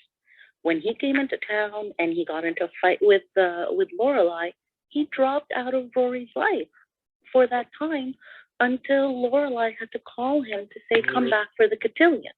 And then he came back in. Did you get that for her birthday? You know, so even as an adult, he's still not pulling his weight. And Well, I mean, he no, tried he to pull his weight when he was a kid and he wanted to marry her and do all the stuff their parents wanted to do. But and Lorelai knew, and she ran away. It wasn't his fault. She ran. Well, let me ask: does pulling his weight mean that he needs to uproot his entire life out there and come back and move to that area? No. Because I didn't get the sense I didn't get the sense that he's like just giving up on Rory. I just got the sense that he's going back to live in his house and in the place where he lives currently. But I always had the sense, maybe I'm wrong, that he calls her from time to time and that they talk. We just don't Weekly phone calls. That's exactly what I was looking remember for. where it's like it's 6 Weekly a.m. phone calls haven't She's been like, what? mentioned yet, for the record. Weekly phone calls haven't been mentioned yet. They do The have first some phone calls. They do have some phone calls because she heard about Sherry before Lorelai did. But I never really got the sense. Like, I never got a sense that there was a specific set time that they spoke. But I just had this like feeling that they speak on a regular basis, and that, like, for example, what you just said, like there's the fact that that she knew about Sherry and, you know, all that. It just feels like one of those like time-based things that we just don't hear about it in the show because it's in between episodes that we're watching. But I always got the sense that like he left, that he was like, I want to marry you, and she's like, I don't want to marry you, and he's like, okay, well, I guess I'm going back home. You know, and then I'll, you know, be as much in Rory's life as I can be living out there. You know, because the alternative would be, okay, we're not getting married, but I want to be in my daughter's life so much that I'm going to move back to Stars Hollow. And I don't know, I think that that's unreasonable to say like that, that's the model of a perfect father, one who would do that. I think that it's acceptable to say, okay, he lives out there, he's going to try his best to visit when he can, when he's not, call her, and that, yeah, in an ideal world, they would live in the same city. Maybe in the future, if his life can allow it, and it seems to fit, he would. Certainly, if he married Lorelai, I think he would probably move back there. But I'm not feeling. I didn't make that demand, John. I didn't make that demand. I demand that he spend time with her. So when we first met him, he was in California and had a failing business. And then the next time we hear from him, when she calls him from her bachelorette party, he's in Boston. And Boston's a lot closer than California, and yet he hasn't come back to visit. And he didn't until he's asked to. Yeah, I think it was relocated in that episode with her cotillion, when Lorelai called him, his number was disconnected. He never told them he moved. So she had to write down his number and then call him like the forwarding number. So you get the sense that it's very spotty, his contact with her, you know, so he moves to Boston but doesn't tell them, you know, and his phone was disconnected. So yeah, you get the sense that sometimes he calls regularly, but then he does stuff like that. And even in the same episode, like when Christopher says, like, yes, I'll do the debutante ball, and Lorelai tells Rory, then she's like, oh, there's a 50-50 chance that he'll come, you know? And it's kind of like meant as like a joke in passing, but, you know, it kind of broke my heart. I was like, oh my God, like, he doesn't, like, you really, like, they really believe, like, most likely than not, he won't come. And that comes from experience. It hurt me. But you still have to do him a shot, though. So I mean, I get that. I felt like every time we've seen it so far, it's been like there's been this like big deal about is he gonna come? Is he gonna come? Like, are you like Christopher, I have this big favor to ask of you, and then he's like, yeah, no problem, I'll come. And I almost sort of feel like, why such a big deal? Like, it doesn't seem like it is a big deal to him. And I get that he changed his number and he went to Boston, but I also sort of could give him the benefit of the doubt that, like, you know, his number got disconnected. He was in the middle of changing it. He, you know, has gone to Boston for something specific to his life right there. I don't know. I mean, it just doesn't feel quite as this guy is just really not being in Rory's life as I feel like some of you are saying that he is. And like I said, maybe that could be all that I've seen so far, but some of those examples, they just don't really totally land on me yet as like a really flaky dad. I was flashing before. Guy. First and foremost, I think I'm reliving so many memories right now, John, because you were having this. For those of you that follow me and are following John's journey as well, you're probably reliving a lot of things because he's saying the exact same things I used to say, and still do to this day in a way. But even with that said, I think to John's point, we also have to keep in mind one thing, and I hate to put it in the TV universe kind of world here, but just because we don't see something doesn't necessarily mean that it didn't happen. You know, I think that, you know, that there are times that, you know, that they probably did have contact. And the reason I say that is because think about Rory's perspective on this, right? Rory has a pretty good relationship with her dad, right? Like, even when he first showed up, right? What's the first thing that she did? She went up and hugged him. You know, she was so excited to see him. She didn't really have any animosity against him in a way, right? And like, even the joke, like to John's point, that like the jokes they made, oh, he might not show up, but he did. And he was there, and he was dressed nicely, and he had fun. You know, he was a very integral part of Rory's, you know, cotillion that day. So I think that it's just important for us to kind of keep it in perspective in that standpoint. She was expecting his phone call.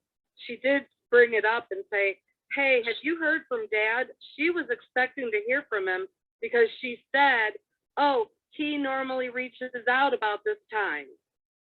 Right, but he did reach out. He had reached out, and Lorelai was keeping that from her, which, you know, it to me it sort of feels like this myth of the like overly flaky, terrible dad is just that, or is at least in part that. I should also say, I grew up with a single mother, and my father, like, I saw my father on the weekends, and you know, I guess I could potentially be, you know, putting some of this on my own experience being raised by a single mother and feeling like my dad's place in my life was sort of fit his life, like, you know, like what he had, and I never really held it against him. You know, I saw him, you know, as much as was right, and we had a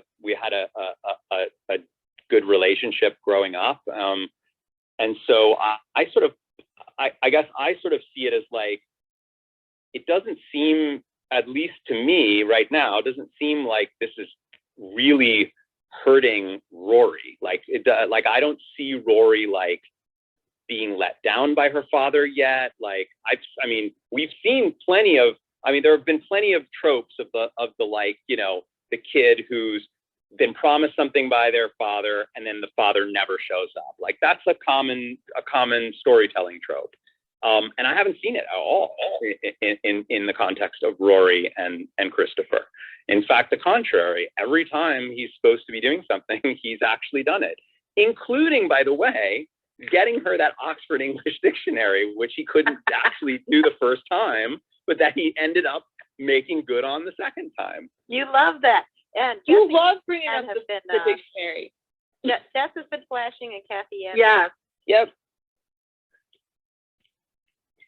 Yeah, if we're ready to pivot to another topic, and let me know if we're not, I'm just curious to hear people's opinions on Luke's version of fatherhood that he exhibited this episode, like that scene on the sleigh ride when he was talking about, oh, I figured out the secret to parenthood, and he was really trying to protect Jess's feelings. And I feel like you see Jess and Luke's chemistry really well in this episode. They kind of have the same snarky sense of humor. They haven't really bought into the kumbaya stars hollow thing. So I'm just curious what people think of that when we're ready to pivot. I say let's pivot. I don't have a huge perspective on that particular part. So I'd prefer to sort of sit back and hear what some others have to say about it. So I think at this point, this is one of the first episodes where you really see Luke leaning into the fatherhood thing and kind of feeling a little bit more confident. I think their relationship previous to this was a little bit more adversarial, and now they're starting to like get along and they have their chemistry going. So I was just wondering if what people think of that, and if you want to compare it to Chris and Lorelai's or whatever relationship, I'm curious about that too. What people think. I like how he thought he saved Jess's feelings by telling him that his mother really wanted him back, but Luke wanted him to stay. Agreed. Yeah, and it turns out that Jess realized it anyway. I like how Lorelai knew right away that Jess. Yeah. And it's an interesting contrast between a kid whose mom does not want him to come for the holidays and a kid whose dad really wants her to come for the holidays, and how, in a way, both of them, both Luke and Lorelai, solve what they think is the problem, or their solution is to lie, is to not be. Even so, oh, sorry. Go ahead. Sorry, I was just agreeing with it. Well, going back to like what Jess said in when him and Rory were talking, where he's like, it wasn't his idea. So like, kind of like what everyone was saying, like Jess knows that like his mother doesn't want him around. Like it's very clear, and like even the way like in the very beginning once he gets there, like where he's like, Lizzie's sending this the rest of the stuff later. He doesn't even call her mom, and so he knows, like especially with what Lorelai said, and she was like, he knows, like of course he knows, because like she shipped him off, didn't care. He calls her by her first name. And so there's like no relationship there. So like,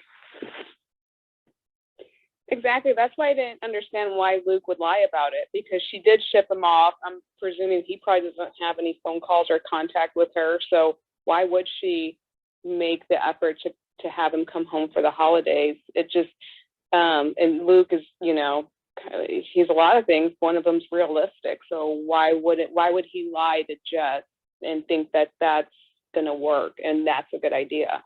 I'd have to agree, because I mean, I understand that it came from a good place, like, oh, he wanted to make Jess feel wanted and like whatnot, but like, I will never be he ain't stupid. Well, okay, hold on. Now I lost my point. Wait, okay. Well, I will never be the type to lie to protect one's feelings. And so I know that Jess is the exact same way. And so that's why that line always struck me as odd. Like, I understand that, again, like, Luke is doing it, like, with good intentions behind it, but he knows, like, he is mature enough to understand the dynamic he has with his mom.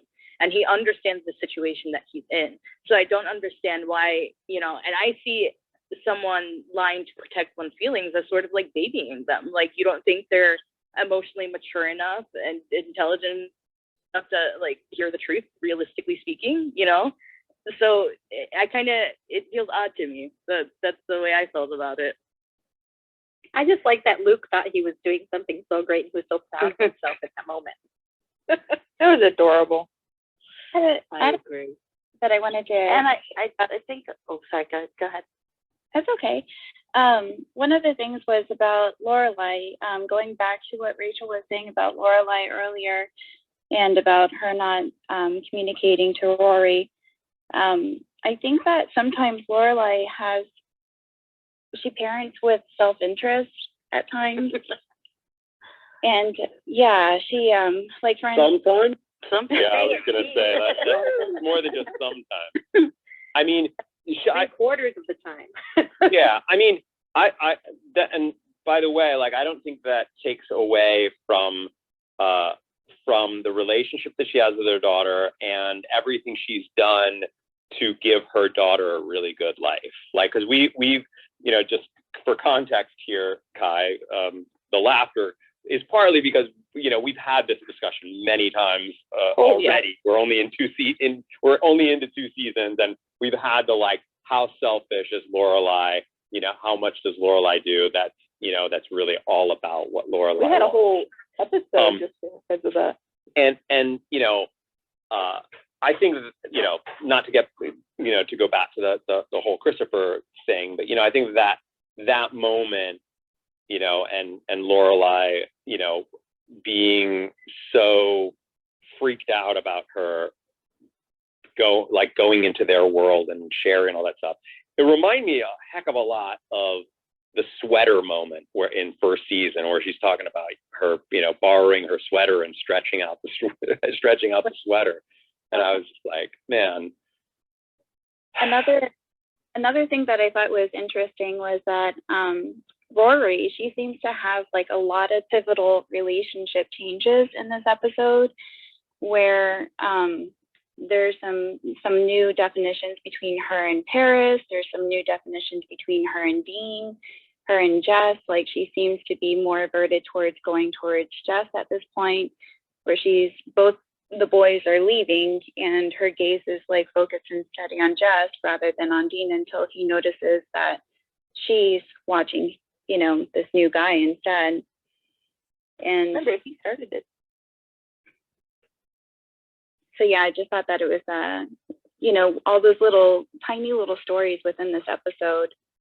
I found that interesting. But yeah, that's all I wanted to share. And I think Cindy was blinking for a while also. And then Hey, just really quick though, it is 9 p.m. here on the West Coast, which that means it is midnight out on the East. And I know we have a few East Coasters here. I don't want to go too far over, because that could be a slippery slope for all of these watches, and it could end up getting very difficult for some of us to stick around.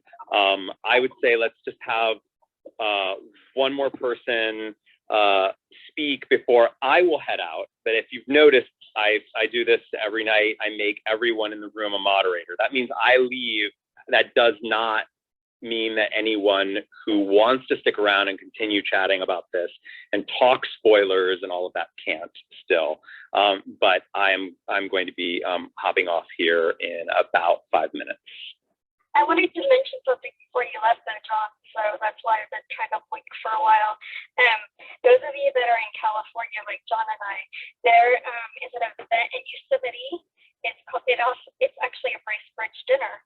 So they actually do a Bracebridge dinner with all the dressed up and the different courses. So if you're ever in California and you want to experience Bracebridge dinner, there is an event in Yosemite.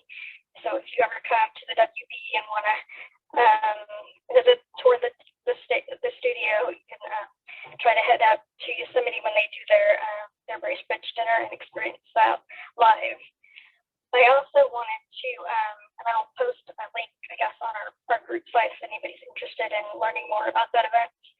But also too, I wanted to agree with John that I do want to root for Chris.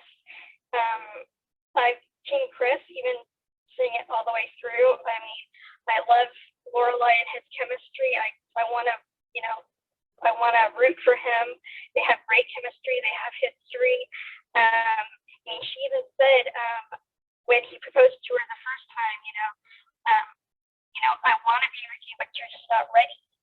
So, it's just something that, and you obviously want to give him a chance because he is Rory's father.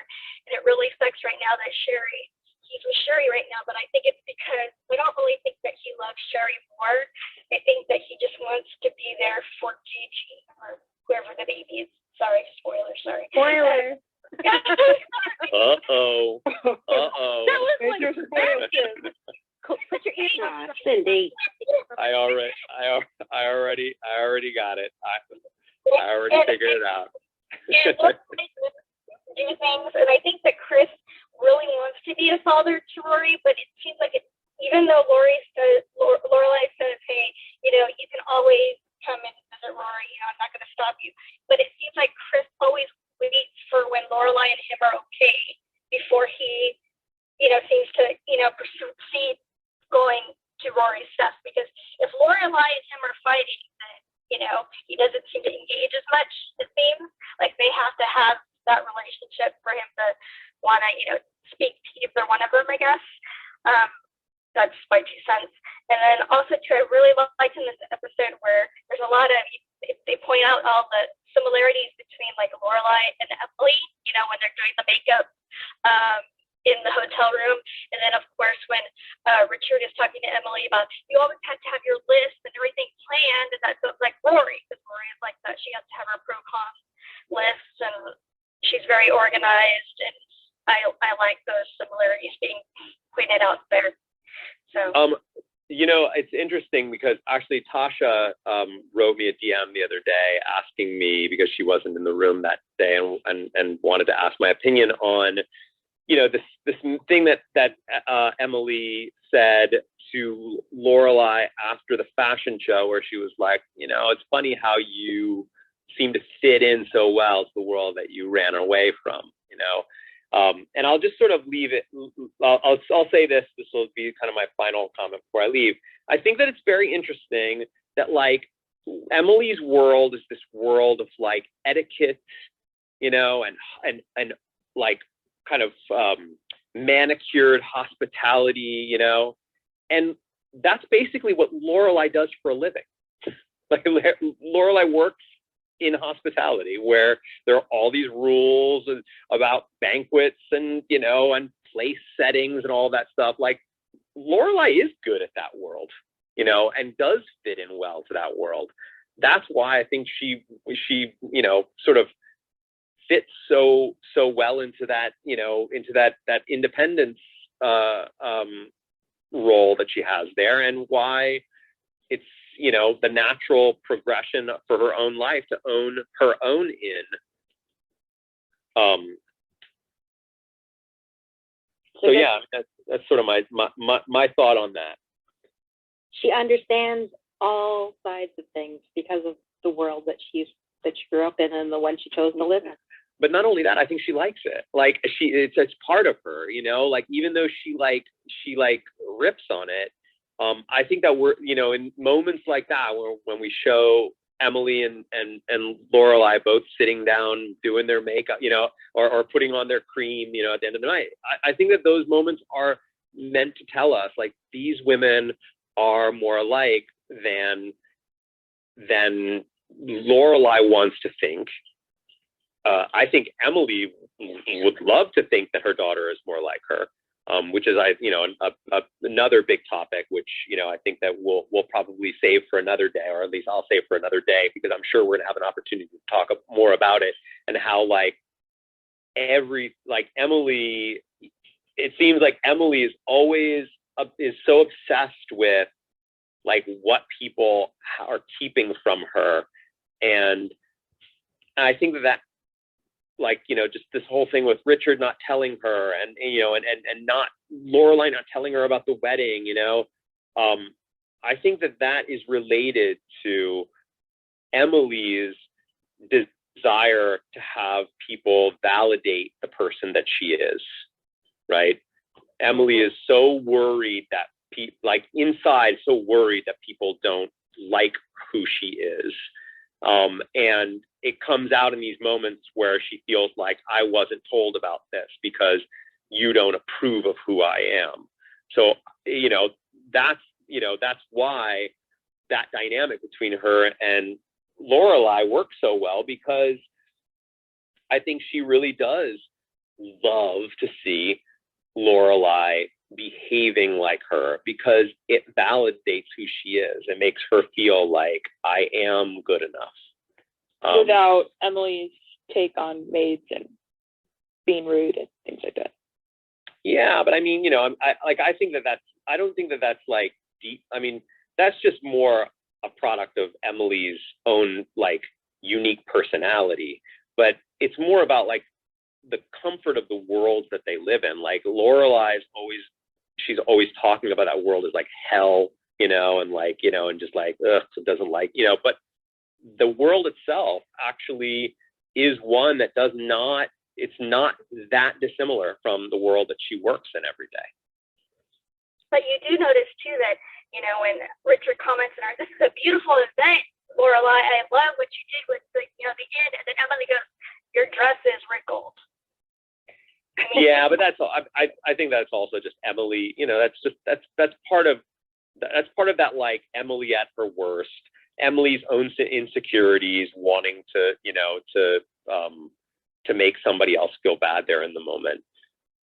Kai, you were flashing there. You have a little closing comment for John? I do. And actually just a closing comment in general, because I'm probably going to leave two, only because I'm just starting season 5 and I don't want to have anything ruined. That might be something future real. I'm just right in the heat of the Dean Rory stuff right now. So, but with spoiler. No, just kidding. Yeah, no. But with that being said, I just wanted to just quickly say that hearing a lot of your stories tonight, about the lives that you have lived up to this point, and how you found ways to relate the show into your own personal lives. I think that's important, not just for Gilmore Girls, but for TV shows and movies and books and all of that in general. I think that's what makes this art so fascinating. And I hope that as y'all continue to, support John as he watches through this, this series, just I guess a piece of I guess a request that I would ask of all of you is, to always remember that, John is ignorant in the way of what he knows and what he doesn't know, just like I am, right? So any of his opinions that he may have about certain characters or situations come out of a place of ignorance. And one of the things that I always say to people is let me live in my ignorance. You'll be happy when it comes to find out I'm wrong about something, right? You'll enjoy it even more. So that's my only request. But hearing all of your stories today and how, you related it to this show, I think it's really great. And I'm honestly, this was a pleasure to be a part of. And I hope to come back again soon. Anytime. We would love to have you back. We would love to have you back anytime. You just let me know. And actually, you and I have planned a little chat as well. That's true. That is true. During our hiatus week, I'm gonna hop on to Kai's podcast and chit chat about some of the show and maybe some of the experiences that I've had over the past few weeks with all of you. Cool. Well, thank you again, man, for coming on and for sharing your unique perspective. And of course, thank you to all of you guys who are here every night with me, putting up with my crazy theories that you know are already wrong because you've watched this 20 times. I love it. Story of my life, John. We Story of my enjoy life. it, John. We love to hear what you think. so much. No, I mean, it's what I said. It's what I love. It's my favorite part about this whole thing is getting to watch a show with people who already know it so much better than you. So yeah, I'll be back tomorrow at 7 p.m. For episode 11, and keep plugging away. Good night, John.